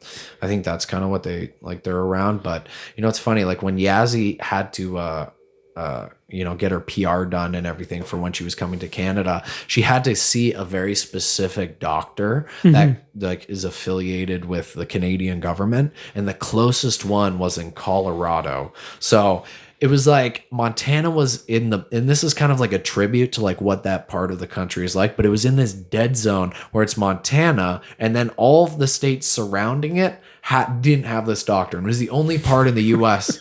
that was like that. So she had to pass through another state to get to that doctor. So did she drive down there? Yeah, you had to drive. How long of a drive is that? I think it's like maybe 9 hours to get to. It's a bit of a drive. Yeah. So, but they have friends in Denver, so it wasn't like a big deal. But yeah, Denver was the closest. This is not close. Bro, just Montana just seems so just random as fuck. You know what I mean? Like my girl's from Saskatchewan. So even like going out there, it was just like, I never thought I would find myself in fucking Saskatchewan. You're telling me, man. Montana is probably even more obscure. I was down there for 4 months, like just living it as an illegal immigrant myself, as an alien, you know, like kind of doing our thing while we were like planning to get married. You know, just like fucking gardening and shit. Did you guys get married down there or up here? Yeah, we did. Nice. Yeah, I think I saw a couple of the pictures that they had in the documentary, and it all of those were from down there. Yeah, looks fucking beautiful. Oh my god. Just mountains everywhere and shit. Red Lodge, Montana is like one of the prettiest places on the planet. Damn. And then when we had our honeymoon, was called this place called East Rosebud, which again, it was like a tiny little lake in the middle of the mountains, like giant mountains on either side, and like it's such a secluded area of the country that you're not even allowed to sell land that you own there. Oh wow! You can't sell or buy anything there. It's just passed down through family or something like that. Damn. So like we were lucky enough to like get in on this guy's cottage, and wow, it was like, damn. That's kind of how I feel a little bit about Saskatchewan whenever I do visit my girl's like place. Like I love the isolation and the seclusion of it. Like it's just away from fucking everything. You can see the stars. You can like, there's no light pollution or anything like that. You can see fucking fireworks from like 20 kilometers down the road and shit. Flat as fuck. I'm telling you. But I really enjoyed it out there. I've never been to any Western Canada. No? No, I've been all over the East, and like to Montana is like the furthest west I've been. Jeez. Have you been to any UFC events? Yes. Yeah. I've been to Toronto ones? UFC Ottawa. That was the first one I went. Or no, that wasn't the first one. The first one I went to was in Toronto, and it was Max Holloway versus Brian Ortega. No, actually, my dad got fake tickets when we went to that one. Anthony Pettis. Yeah, Pettis. Yeah. Yeah, we were supposed to go to that one. Yeah. We were supposed to go to the Ortega one. Yeah. And yeah, it was fake tickets. We got kicked out and lost a bunch of money. But ouch. Okay. Yeah, so. Was it through Kijiji or some shit? It was a scalper. Oh, motherfucker. I know. It's a bitch. But we still got in. And then apparently just didn't have a seat. The other guy was like, oh, well, that's like my seat. And we're like, what? And like, obviously it has to be. But then I'm like, did you sell like a copy of your ticket to that guy? And I don't know. It kind of came to me afterwards. I'm like, I wish I fucked that. So you guys have to go to a bar or something afterwards and watch the rest of the fights? Yeah, I just went home. I was like so frustrated. I would have been my dad pissed, dude. On the food. I would have been so pissed. Fuck anymore. He was just so over it. Yeah, I love going to UFC events. The only thing I don't like about it is the casual fans that you always sit around and the bullshit that you hear. Nothing infuriates me more than hearing a casual person talk about MMA, especially at an MMA event. So I just try to keep my mouth shut and just fucking watch the fights. There was guys behind us at the Cubs, like when we were watching Cub versus a Doho Troy. Yeah. Behind us, who were like, "What the fuck's this?" Like at certain points of the fight, I'm like, "Are you?" This is the greatest fight of the year. Yeah, it was like one of was it fight of the year? I'm pretty certain it was fight of the year. On some, I know it was on like some of like the whatever you call the awards, but yeah, I don't know. Like they were saying some stupid shit. Like they're going, I don't know. They were saying like ching. They're racist too. Just saying like ching chong about. Jeez, like, I don't know. But the guy's Korean. I know. I was just like, oh my god. Yeah. No, I love the atmosphere of it. Like I don't need so fucking legit fun. Tickets. I just like I'll watch on the fucking big screen. I don't give a shit. And I just like being in the arena. Yeah, it's sick. There's nothing like it. I know. Any sporting event that I've ever been to, there's nothing close to actually seeing two guys fucking fist fight in front of everybody. It's pretty fucking. And when it's a good fight too, seeing people go off, that shit is awesome. Like at the Ottawa fight, like it was Rory versus Rory versus Wonder Me Boy. and Ken were there too. Yeah. Oh, you were? Yeah, we went to that one too. Kind of a boring fight. It was whatever because they had Elias against Sam Alvey as the co-main, I think it was. Yeah, and that wasn't great either. Elias actually trained out of our gym too, by the way, Grants. Yeah. But interesting striking concept that he has. Yes. Yeah. He moves. And that's it. But I love Elias. I doubt you're going to see this, but I fucking love you. No, I've done a bunch of shit with him. No, yeah. I'm sure I'll see him around too. But like, nonetheless, like if it's winning, like, you know, you can't really judge it. And it's so shitty how they did him though. Yeah. One loss to Brunson, who's like a top 10 guy. Yeah. Like sayonara. It's because of that style, I think. You can only really attribute it to that, which sucks because it is what it is, right? Yeah. But yeah, there was the fight Bose versus that other guy. He was like a local Quebec guy who was like an ex-hockey player who it was like a crazy scrap. It was Sean O'Connell. Yeah, versus Stephen Bose. Steve, Steve, Steve Bose, B-O-S-S-E. and then he retired. I'm pretty sure after that. Yeah, that was the fight of the night. I'm pretty certain. Crazy. That was an insane fucking fight. That saved the whole night. So, yeah, all those other two fights. Yeah. But that one, like, oh fuck! And Joanne and JoJo. She fought Letourneau that night. Yeah. Valerie Letourneau. Yeah, she's one of my favorites. She like kicked her or something. And then remember that? And then she turned around. Yeah, and then just fucking started hitting her. I was like, what are you doing? that was a whatever card in my opinion. Like it was decent. I think the best card I've ever been to, UFC 121, Cain Velasquez versus Brock Lesnar. That was a fucking sick event because everybody thought we were Mexican. Yeah, okay. And this was in Anaheim, California. Right on. What else was on that card? What the fuck else was on that? That was a decent. Jake Shields, I think, made his debut that card as well because I met Nick Diaz in the stands and took a picture with him. That was fucking weird as hell. UFC 121. Is he weird in person? I just asked him for a picture and he's like, all right, and puts his fist up and then just starts walking over. Yeah, that's about it. Jake Shields against Martin Kampmann, Diego Sanchez against Paulo Thiago, Matt Hamill against Tito Ortiz, Brendan Schaub against Gabriel Gonzaga. I remember that one. Sam Stout, Hands of Stone. That's a fucking legend. Against Paul Taylor, Chris Camozzi against Doggy Yang, and John Madsen against Gilbert Ivo. Decent card. But that I remember for sure, the Cain Velasquez versus Brock. That was a crazy fucking fight. Of course you did. That was so fucking fun. That was probably the best card I've been to. 194 was not that bad with Conor and Aldo. Yeah. That was a fucking sick card to go to just because the whole fight week they had 3 events. So you went to 2 out of 3 of the events. Well, the other one that we went to was Paige Van Zandt against Rose Namajunas. Elias fought that card against Thiago Santos and lost. But I think that was his first ever loss. I love traveling to these fucking events. Like we used to go to Chicago all the time. We went for like, what cards? Holly Holm against Valentina Shevchenko. We went to that card. Yeah. Phil Davis against Rashad Evans. We went to that card. We went to New Jersey. I saw fucking John Jones Merrick Shogun for the title. That was fucking sick. Just in the U.S. You go anywhere like else foreign? Or? Nah. Like anything that's within 10 hours driving distance. Yeah. But the 121 card, like this one in Anaheim, it was actually my birthday weekend. So my boy and my brother bought us tickets and flights and all that shit. Sick. Went out for the weekend and came back. That's a good time. Dude, the Jones and Shogun card, we drove out there the morning of the fight, watched the event, and then drove right back.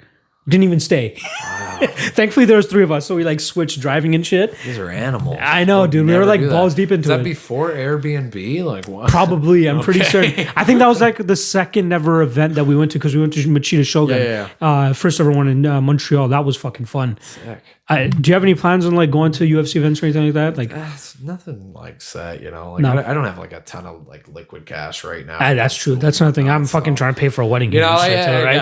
I told Ken watch, but I want to go to Khabib and Ferguson so bad. Like I want to go to that card so bad because it's in Brooklyn. Yeah, she was telling me. I want to go so fucking bad. Like that's a fight for the ages in terms of like 2 lightweights that are at the top of their game.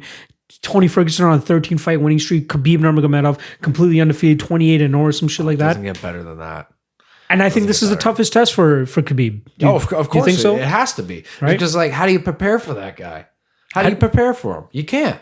And he's so like dynamic and he's all over the place and you can never. His cardio is a huge thing you too. Can't trust him in any position. Like he's never complacent. It's just always fucking go, go, go. And then always you're going to scrambling. get cut. And then you're going to get cut. Yep. And you're going to bleed. Yep. And you're bleeding. And now you got to deal with that. Yeah. And he's just like. When's the last time you remember Khabib being cut?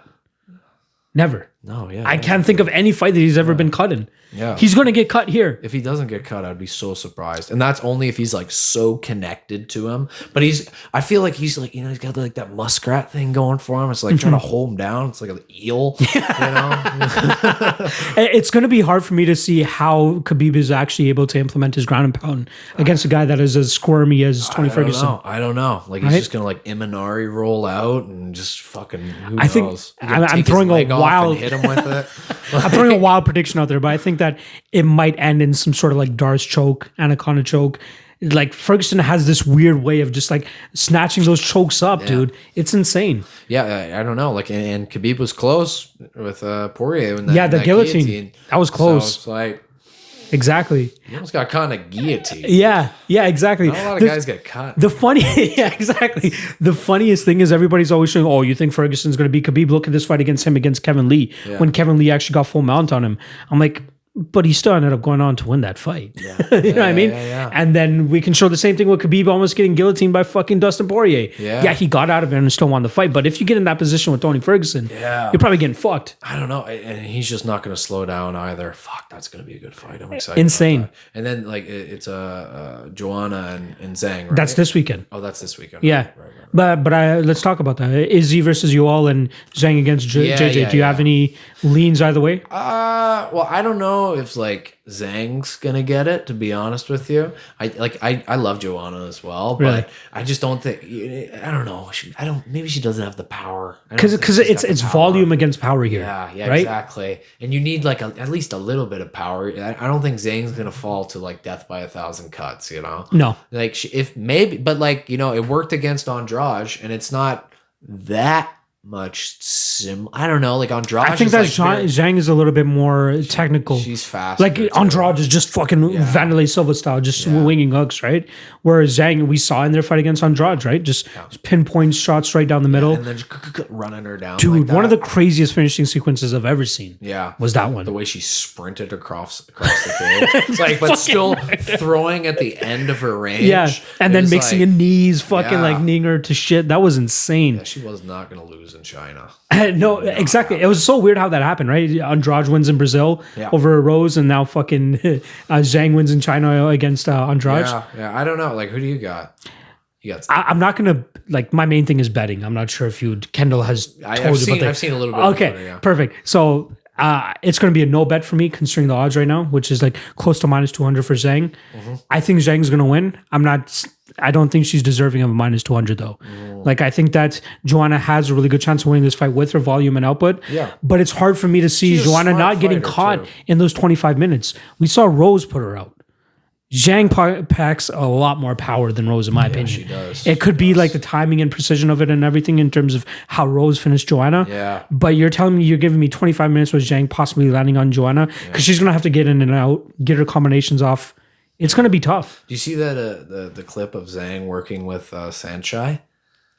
No. Like the Thai guy? Yeah, I know Sanchai. Okay, He's a fucking beast. Yeah. But they have you should look up that clip because it's really cool. Was it doing pad work or stuff or just sparring? Like, they're like you know how Thais spar, like they're very light, they're playful. Yeah, but like the way she was like moving with him, you're like, okay, you know what the fuck you're doing. Yeah. Like it was really cool. She's got such a strong like kicks off of her front leg. Oh, for sure. So like her teeps, her snaps are on the side, like everything was like, whoa, okay, wow. She's a problem. Yeah, these girls out of China are probably Yan Xiaonan. I'm not sure. I just watched that. Yeah, she's a beast too. She was my lock of the night play this past event against fucking Karolina Kovacevic. I had a little bit of she did to her. I had a little bit of money on her winning inside the distance as well too. I thought she was going to finish Karolina, and that you could make an argument they could have stopped that fight too. Oh, easily. Right? She was getting fucking marked up. That fucking sidekick to the face. I was like, oh. Dude, imagine her against Zhang. That would be a fucking fight. It would be a fight. Same division. She got to work up, though. Yeah, she still has a little... Like, Karolina was like her first name that she got on her belt, so good for her. Yeah. But it's only up from now. Karolina looks scared. She's just not the same. She got hit one time, and she's like...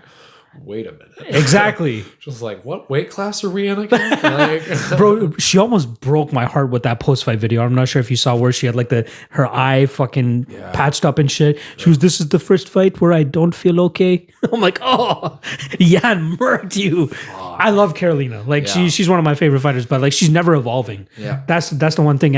And you're one of those fighters actually that are getting into this as MMA. You're like the new, like I'm not comparing you to Rory McDonald, but like you're starting off MMA. You're not starting off fucking just jiu-jitsu or just wrestling or just boxing, right? So you have the benefit of going in fucking fresh slate with all your martial arts. Yeah, it's so true. Right? Yeah. Like every fight's like a different like chance to grow in a different way, depending on who I'm fighting. Because like I do a lot of game planning as well. Interesting. You know, like what goes into that though? Like I'm always interested in terms watching of footage and then watching how they win, at what point in the fight they win, at what point in the fight they're losing. Okay. You know, like analyzing that kind of stuff. You know, like what they even just look like, how they're like the pace that they're keeping, the build that they have. I don't know, all that kind of stuff like plays in my head. And are you watching it with coaches or solo?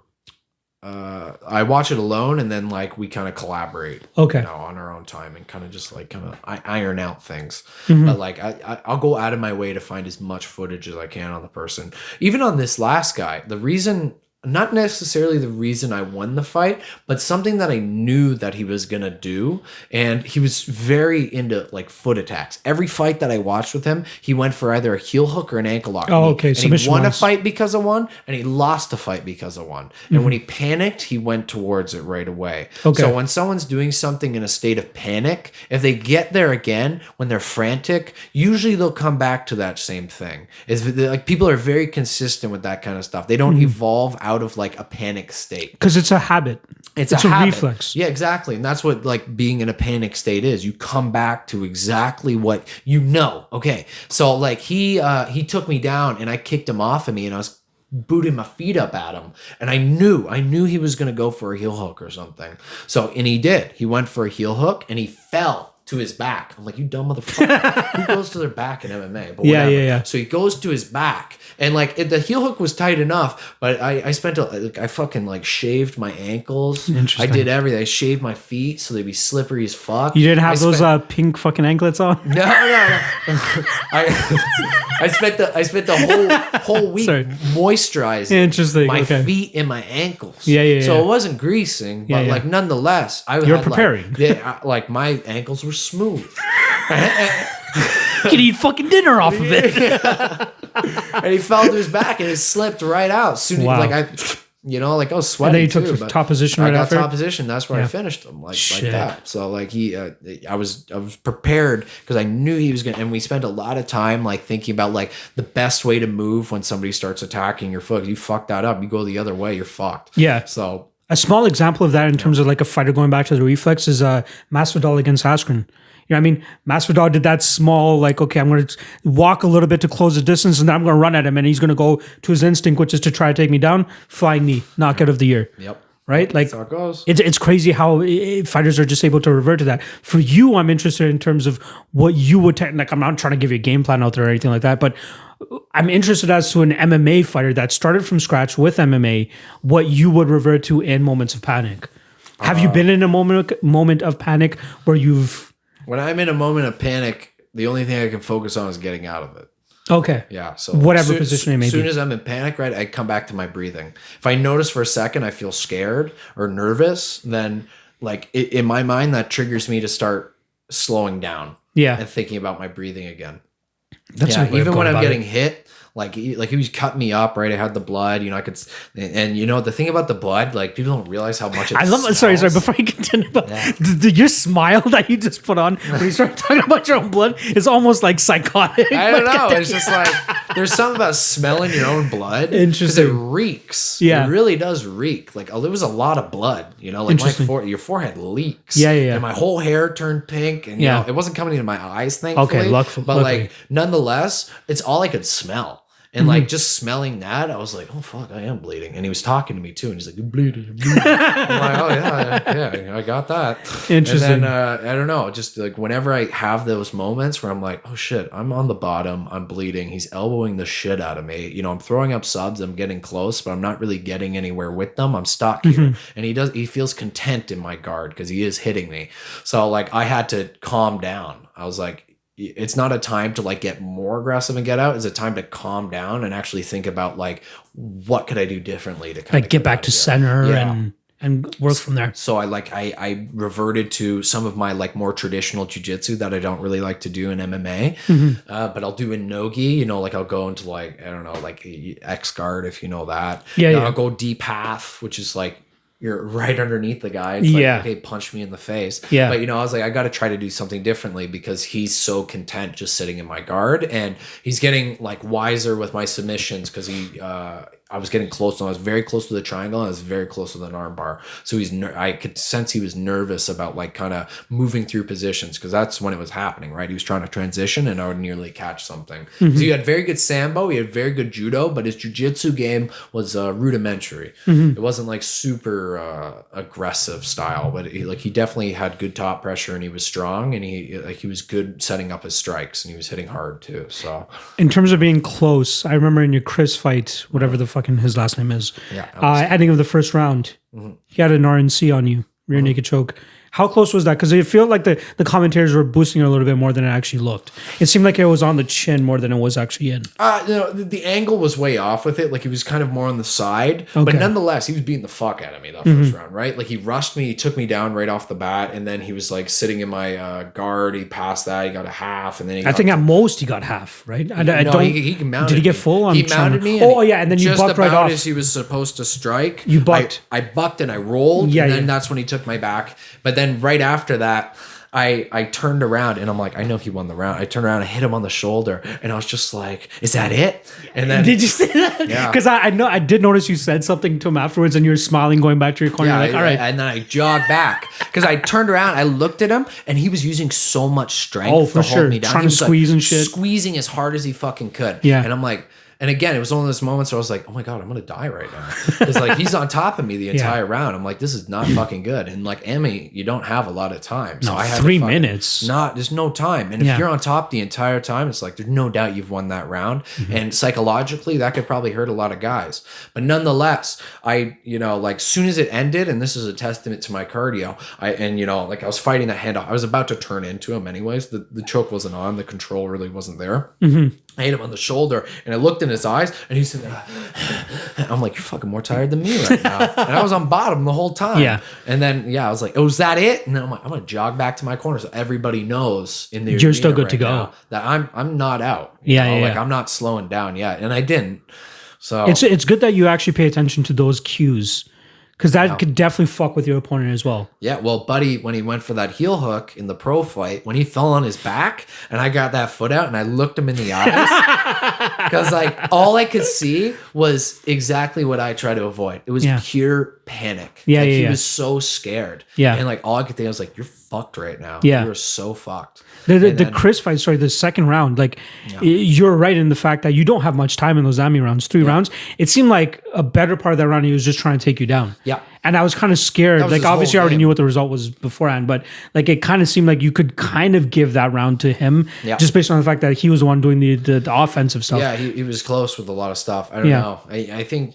Were you skeptical about it after that round in terms of? I sat down and I was like, did I lose that round? And then my coach was like, yes. Okay, that's the best thing. That is the best thing. And that's why that last round I came out like as hard as I could, and I as much as I could strike him, I was, but like, he was so like clinchy. Yeah. And he had better wrestling than me, so I just had to like outgrind him. Nothing pisses me off more with coaches in UFC or anything that tells their fighter you won that round, unless it's like 100% you were in mount the whole fucking round and all that shit. Yeah. Unless it's dead clear that you won the round, never tell your fighter you won the round. Seiji does not skip a beat. Thank God. Like he's fucking awesome, but he's kind of a prick too. But in a positive way, in a positive way, right? Yeah. Like he doesn't hold back with shit. Yeah. Like I was like, so what did he tell you? Lost. Yeah, he told you you lost right away. Okay. He's just like, you lost that round. Yeah.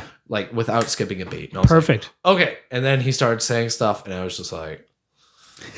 You know, a lot of the time it's hard to listen in the corner. There's a lot going on. And For sure. And you're still trying to analyze for yourself what happened. Like in your own head, you're like, what the fuck was I doing? Like, I know better than him kind of thing. Yeah. You know? But, and you're trying to focus on your breathing. Yeah. Trying to get your cardio back. That's again, huge part for me. It's like coming down to the breathing. So like I had one guy who in the corner who the first thing he says to me is breathe.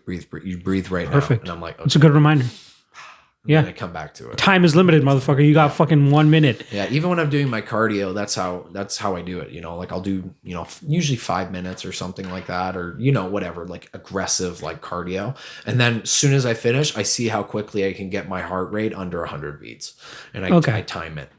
So it's usually less than a minute. It's true. When I do my treadmill cardio too, I like to watch fights, and like the last 2 minutes of the round, I'll try to fucking go a little bit harder, and then like I'll take 1 minute. And just fucking breathe it out and then get back into the fight.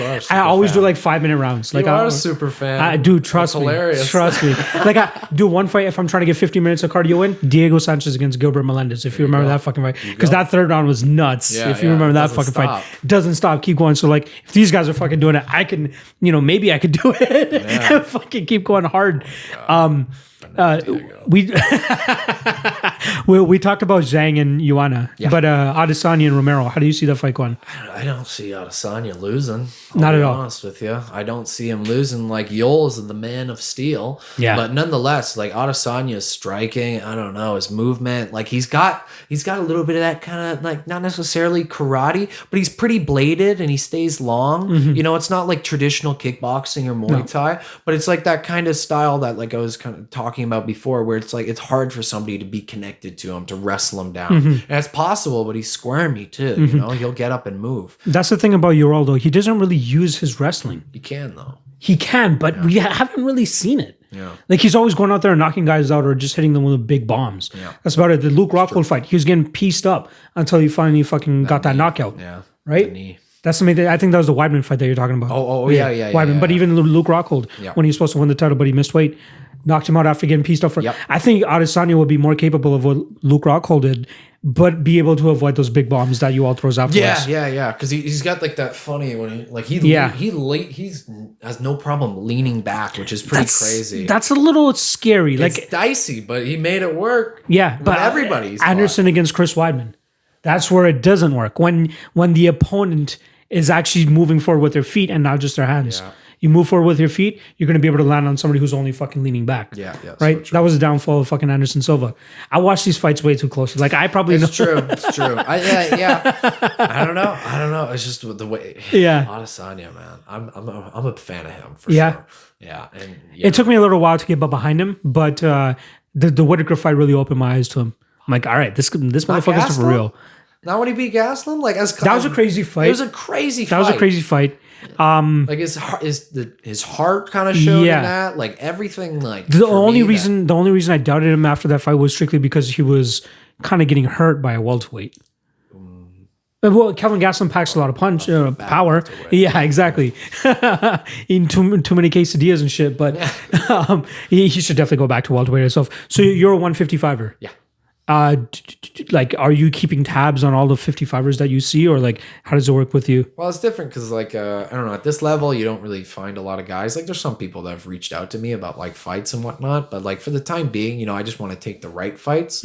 So, and in the right place. So if I can get fights in the States, I'm happy with that. But you know, I really want to do something at home. Against how awesome would it be to have people from fucking, I'm guessing your family still lives up in Tottenham. It'd be great to have them and a whole crew come out, because most of these promotions actually give you a piece of ticket sales if you sell it. No, I know. That's the main thing, right? So like it would be awesome, but it's just a matter of, you know, like the logistics of it, and you know, kind of, I don't know, when is the right time after, you know, like I'm getting through some things right now. But for the time being, like I am still looking at places in the States. I don't know, like I wish I could say I followed the local scene a little bit more closely, minus the guys that I'm training with. I don't know that many of them.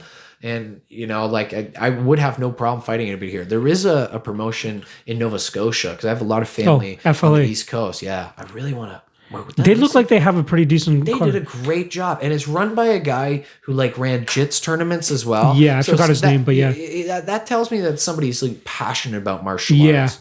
You know, it's not just like a scummy promoter. If you're running jits tournaments, it's like you're not doing that for the money. Maybe you are, but nonetheless, he seemed to run a great promotion whenever I was talking to him. I don't know, got me excited about it, and it looked fun. So they had Jimmy Smith commentating. Yeah, not bad. Cool. Decent name to get out there. Yeah, my man Jesse Arnett fought for them as well. I fucking love Jesse. That guy kind of got fucked by like exclusivity agreements. So he was a champion in TKO, and they were doing a show in Edmonton, the Valentina Shevchenko against Amanda Nunes card. Yep. He was supposed to step in on short notice. TKO, we're not letting you go. The fuck do you mean you're not letting me go? The reason we're fighting for TKO, the reason we're fighting for FLA, the reason we're fighting for Score Fighting or whoever the fuck it is to get to the UFC. So you're blocking my road to get to where I'm ultimately trying to get to. So what happens? They stopped him from fighting there, goes out in his next fight in TKO, gets knocked out, loses the title, goes in against Josh Hill, gets knocked out and gets finished. Now he's 0-2 in his last 2 fights. 36, 35 years old, can never probably get to the UFC now and achieve those goals. That's disappointing. Right? That's like disappointing to hear. My only thing to you is just to say, don't get locked up in exclusivity contracts. Fuck that shit. That's not going to happen. Right? Know? Like, I don't have a manager yet, but I'm like talking to a couple people. I don't know. The way I look at it is that it's my business and I don't want somebody else. You don't need a manager running my business. At this point in my career, I don't feel like I need it. No. So I don't know. Like there's a couple guys that give me some pretty good offers, but at this point in your career, 1-0, 22 years old, all you really need are people that are able to get you fights. Yeah. That's the main thing. And I have that. I have enough connections in that field where I can. And you know, I trust a lot of people that I don't know, maybe some others wouldn't, but you know, it could be my ignorance, but I'm very trusting of these people. So I don't know. I feel confident about the future for sure. It's a slimy business, unfortunately. With some people, they're kind of just in it like, okay, I see this young kid. He seems very talented. He seems very good. Like, you know, he seems promising. He has the persona. Speaking of the persona, Soy Boy, where the fuck did that come from? Oh, it's an insult. I thought it was kind of funny. So you just ran with it. Yeah, pretty much. Did somebody call you Soy Boy or something? Yeah, a couple times. Yeah? Times, yeah. And then you're like, you know what? I'm just gonna run with it. Yeah, pretty much. I'm like, you know, I'm a Soy Boy. Kind of how it goes. How long has it been since you've taken on that moniker? I don't know, like maybe 2 years. 2 years, like that. Yeah, you know, I got the shirts that kind of go along with it. Yeah, I actually got you a hat. Are you kidding me? Yeah, sick. It's not my bag's up Don't worry, there. we'll grab it afterwards. I'll take a picture of it. Sick. You got a Soy Boy hat. Yeah. I will fucking wear it with pride. So I have had 3 shirts done. Nice. I always have my logos drawn by my tattoo artist. Sick. He's also a vegan. He's at Scarlet Begonias on Woodbine and Bathurst. Okay. But he does like this really cool cartoon stuff. So for my first one, I had him just draw like a bruised up pineapple. You know, there's no like real thought behind it. It was just like something cool looking. Yeah. It said Soy Boy on the bottom. And then the second one I had him draw, it was like cherries hanging by the stem, 2 of them. Okay. And they were fighting each other. Okay. So I thought that'd be kind of funny. And then this one I got like a little bit punny with it. So I had him drawing an artichoke. Choking a carrot. And, you know, carrots just have a bad attitude. Oh, that is hilarious, dude. I can't wait to fucking see that. The next one I'm really excited about. You already have it planned and ready to go? Yeah. Spill the beans. Come on. I'm not going to all I got to say, you know. What does it include? Ears? you can build it off of this. Okay. I don't know if I'm catching your groove right now, but you don't get it? What are these called? Ears. And they have... come on, Randy Couture. Okay. Never mind. Why the fuck did it take me that long to fucking get that? You got ears. You got ears. Yes. Like, yeah, okay. I can't wait to fucking see that. Is that going to be like a fight shirt or something? Like your next fight shirt? That's sick, dude. I know. I'm excited about that one because that one's just like that's hitting the nail, the nail in the head. Have you tried reaching out to like any like vegan based companies to kind of like support you and stuff? There's a few that have kind of reached out actually, but No, I haven't. It's the brands usually aren't that big. I actually had a vegan MMA brand that gave me some gear, which was kind of cool. Sick. Which is like super random. Yeah. It's called Veg Animal Apparel, and it's all vegan MMA, and it was in New York, and it was for one of my fights in New York. It was just really random, and like I was happy to do it. I like a few times when I had a little bit more disposable income, I was donating part of my sponsorship money to a animal shelter just outside of Toronto. I forget the name of it. I don't know. It's like famous for a pig that they have. Okay. I can't remember, but nonetheless, I gave them a couple $100. And, but yeah, I haven't done that again recently just because, I wish I could. Fight game's tough. Oh, trust me. Trust me. School and whatnot. Trust me. We're getting there though. And that's stuff I kind of want to stay involved with. Yeah. Dude, I've been around the game since maybe 2010. Trying to make a dime off this thing, but it's tough. Yeah, it's so fucking tough. Even the MMA show that I help run, like you're losing money doing these things, right? Like I don't know how BTC's at 9 shows now, which is the most in Canadian MMA history, at least in Ontario. There's no Score Fighting Series had 8 shows, and then BTC just passed it this past weekend now with 9. But even Score Fighting Series, I was trying to fucking make it big in that thing too, but it's just no money, dude. People just want to see the UFC. That's about it. Yeah, it's disappointing, and that goes along with just the fact that there's not really a scene for it.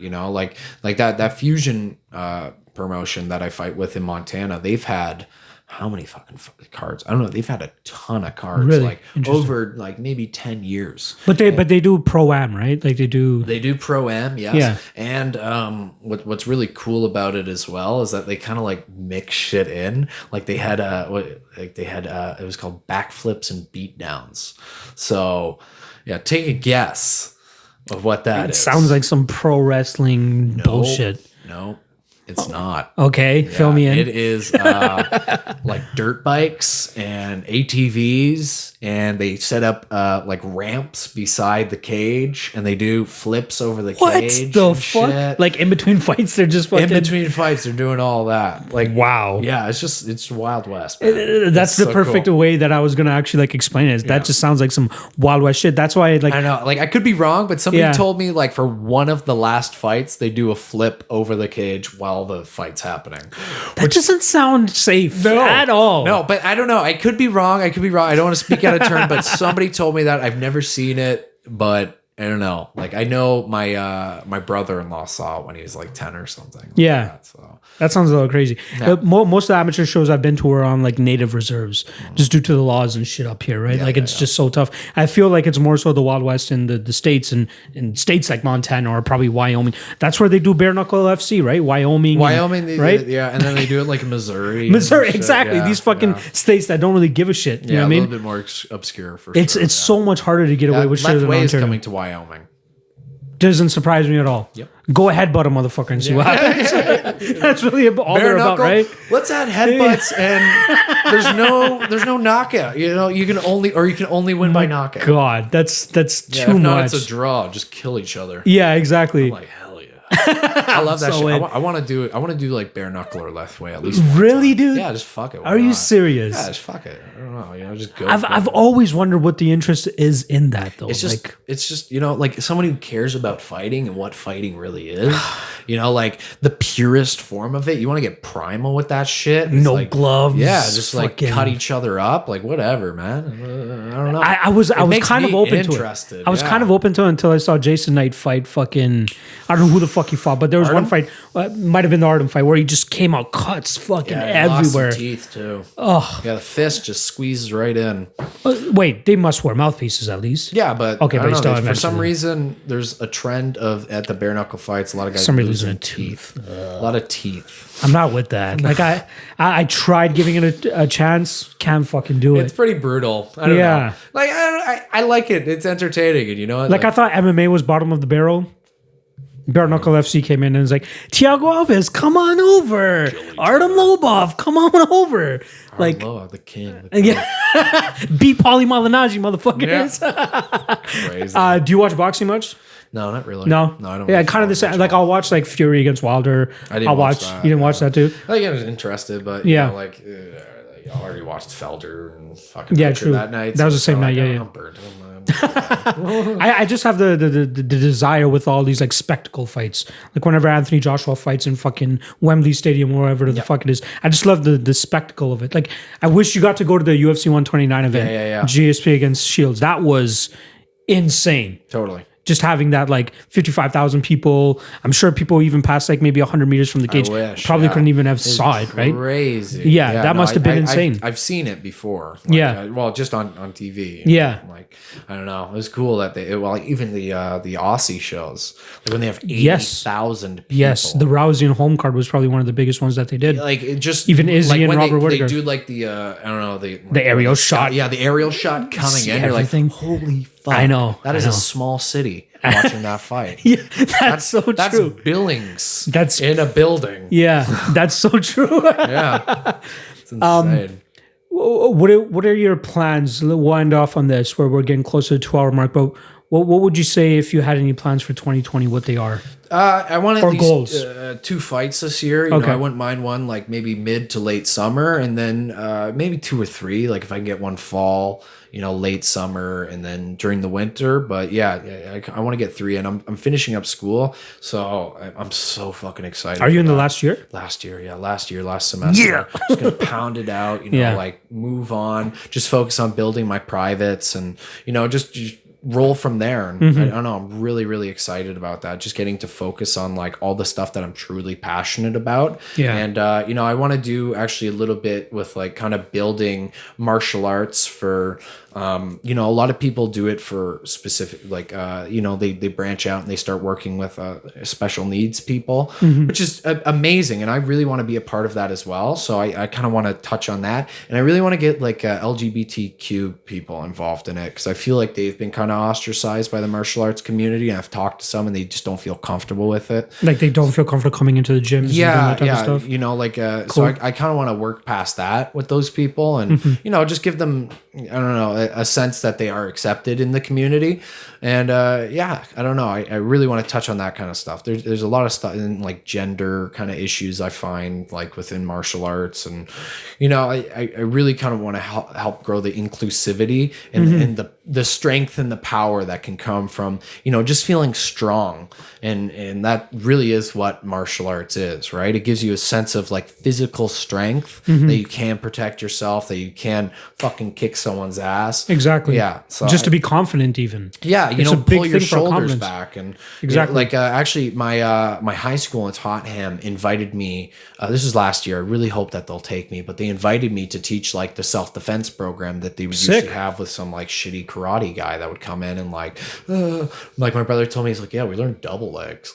I'm like, oh, you're gonna from a karate guy, and you're gonna do that in the street. Yeah, you're gonna double leg a man who's trying to mug you. Let's get tangled up on the ground. No, so like I don't know. I just want to teach somebody like I don't know, just from a true fighter's perspective of like and someone who's worked a lot in security as well. Like I've done security since I was 18. I really want to kind of translate to the youth, like if you pull your shoulders back, you stand tall, and if you know that you can defend yourself, and if you believe in yourself, like it's as cheesy as it sounds, but like in those situations, that's what you need to do.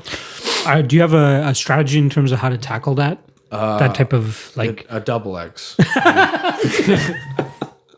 I mean, in terms of like tackling the LGBTQ community, in terms of getting them into the like, have you thought that far? I'm just gonna hand out flyers on Church Street. Pride Week would be your best week. Let's wait till July. I have some friends that are involved in the community, and I want to talk to some local businesses in the community center. I've already kind of researched it a little bit. Okay, like where like areas, because they do have some like self-defense programs for those people, but I kind of want to get them out of like the self-defense program mindset, and I just want to actually build communities within the already established gyms. Because it's funny, like I was looking at like the village, right, and it's trying to find like martial arts studios around that area. It's like a dark hole, like or a black hole. There's nothing there. Like within the surrounding area, there's really nothing. And I don't know, I thought that was kind of funny, and I don't know if it's a coincidence, but I feel like it kind of is. You know, that might be a good spot for you to spring up the gym that you're talking about, right? You know, like we'll be the get the epicenter of it. Yeah. Honestly, I don't know. Like, I feel like there's a lot of pissed off gay guys take it out on somebody. I don't know. Like I'm kidding, but nonetheless, for sure, it's very noble of you to actually tackle that issue, though, because that's one thing that I really have not heard from anybody in this local scene. Yeah, is actually tackling that demographic, and it's good on you to actually go there and be like, you know what, these are the people that I'm going after. I've never seen, you know, like let alone like an openly gay person. I've never, like, sexuality should be completely separate from martial arts, but there's certain aspects about sexuality that, you know, you can't hide. You know, they're a part of you, and when you walk in, people are going to know, you know, by virtue of whatever, how you dress, you know, whatever you look like, it comes off as just, you know, like, you know, maybe they feel like they won't be accepted because of that. So I don't know. I feel like there's a bunch of it in the MMA industry, but they're just too scared to come out. Yeah, that's the main thing. I think there's a ton of it. Yeah. No, for sure. Like, even for myself, like I'm bi, and you know, like, I've never really said that publicly, but fuck, I feel like it's the time to do it. But you know, like, it doesn't make a difference. It doesn't, you know, it doesn't change anything for martial arts. It doesn't change anything that I'm training. Even when I'm working with my wife, there's nothing sexual about it. There's nothing weird that like happens when I'm holding her, you know, like sometimes we goof around and I'll kiss her on the cheek while I'm like about to submit her. Yeah. But you know, other than that, they're, like, it's totally separate things. It's completely separate. But unfortunately for those people, it has a connotation when they come into these gyms where they're like, okay, I gotta be as manly or as feminine or whatever the fuck it is. Yeah, I don't know, like, that kind of stuff really annoys me. And, you know, I feel like it's still kind of definitely, like, the culture really hasn't changed at all in that regard. Like, women are definitely accepted, but there's still an expectation for them to have a certain amount of masculinity while they're in the gym, which necessarily isn't a bad thing. Because, like, there needs to, like, it not necessarily masculinity, but you need to, you can't be soft in that environment. You have to, like, put on, like, your mean face, your war face whenever you're in there, and that's not really attributed to kind of, I don't know, like, femininity at all. But like, if you you know what I'm trying to say? No, like, I definitely get that. Yeah, like, I wish it wasn't like that, because I want to, like, separate the sport from you know, fighting. Like, it's just a sport that people want to be a part of. It's not about being the tough guy anymore. But we're still especially roughly in jiu-jitsu. We're still in the infancy stages if you think about it, right? I mean, like, UFC's only been around for 25, 26 or 7 years, which is really when MMA started to take off. So I think you and a couple of the other people are still like the pioneers, essentially, of it. If you think about it from like 100 years from now, right? That how long has the NBA been around? How long has the NFL been around? True. Right? Think about when we're 80 years in, what the sport's going to look like, and what kind of people are taking a part of it. It's going to be like boxing with like 5 belts. I hope not. That's like, fuck. I'm the champion for the next 7 pounds or whatever the fuck it is. Last thing that we'll touch on, actually, why do you fight? I fight because I love the self-expression of it. Okay. Yeah, I truly look at it like it's art, and you know, the ring is my canvas. So like, but like it does feel that way in a lot of ways. I have fun like trying to learn and like develop my own style. Yeah. And you know, like, especially coming from the MMA perspective, and as an MMA fighter born and bred, it's just like when you're in the ring and you're trying to define yourself in that way, it really is it's an expression of yourself, and you can see like aspects of like how people are just in their fighting. You don't even know them to kind of have a feeling for what they're like. I don't know. That's kind of the way I look at it. Maybe it's like overreading into it, but that's how it feels. No, it's different for everybody. Yeah. I mean, like when I talk to Ergis and I asked him the same question, he goes, I just want to fucking be the best. Yeah. Like, I don't give a shit. I want to be the best. But you're looking at it as more of obviously that's a part of it. But you're saying like it's a canvas that I'm painting every single time I get in there. Yeah, exactly. Right. And getting to teach it. It is a piece of art. And sharing it with people as well. And, you know, trying to be I've never really been the best at something before. Like, I started out with the amateurs, right? I got my ass kicked in a demo. I broke my nose. It gave me a black eye. And then I lost in my debut as an amateur. And then I lost a series in my second fight when I was close. And then I was like, okay, well, that's kind of like 3 times in a row I got my fucking ass kicked. And that really sucks. Yeah. And I was like, you know what? Morale-wise, that probably wasn't the best for you. I really wanted to get it back. And, I had my first win in Montana, and then, like I kind of just, the ball kept rolling from there. And now it's crazy to think about, like only maybe a year and a half ago, I had my first win, and now I am where I am now. And that's just purely out of passion for it. It's also out of like kind of developing as like a man. For sure. You are a kid still, dude. Like 20 and 22 years old. Yeah. So it still essentially definitely, a kid. It made a difference. Yeah. Yeah. and having the right people behind me, driving me and like pushing me towards it, and kind of like just training smarter. But nonetheless, like I want to win. I want to take it as far as I can, but I also want to be the best coach in the world. Yeah. That's a great aspect of it too. I think that's part of it. And you can't, a lot of people, I think to really be looked at as like one of the greatest coaches, you need to be one of the best fighters as well. I feel like if I could mend those two things together, then, I'll be like a goat, it's not often that you actually see that though, yeah. in terms of a really good fighter becoming a really good coach. Yeah. I can't really think of anybody off the top of my head that's like... That's why I do all my privates on the side. That's why I teach as much as I can. Whenever I have a chance to, I like really make sure that like the new people in the gym like get a taste of like what I know. It makes them feel more comfortable. And it's good to just share like what you do know with people. And it makes me feel good too, knowing that I'm helping someone else develop into like their whatever their martial arts life. You're technically training as well too when you're teaching people. Teach something. You're going over the basics. Yeah, exactly. You're learning the basics. You'll never forget the basics if you continue to try to pound it in people's heads. My boxing has gotten so much better. Yeah, I'm teaching so much boxing. Nice. Yeah. I'm like, oh shit, I never turned my punch. Now I can throw some mean fucking hands. Nice. It's cool. That's awesome. Is there anything that you want to plug? Do you have anything that you're throwing out there? Primal MMA. I haven't even said the name of it yet. It's so good. But yeah, Primal MMA in Leslieville. That's where our team's at. We're growing. We're small, but we're getting a lot better. We have an undefeated pro, 1-0. There we go. So, we carrying the fucking torch. Yeah, we're running towards it. Yeah. And this, I don't know when this is going to go up. Today's Monday, so by Wednesday. Okay, cool. Yeah. Well, there's War of Gods this weekend. That's like an AMI show. It's going to be in North York at the warehouse. We have a guy on that, Nathan Taylor, who's a fucking badass. And shout out Nathan. Yeah, he doesn't do any social media. He's afraid of plastic, but he doesn't like tap water. But my God, he could kick your fucking ass. Don't tell that to his opponent though. He'll fucking come out there with plastic water bottles and shit. Yeah, I know. We got to go out there and like we're gonna be pouring a mason jar in his fucking mouth in the corner.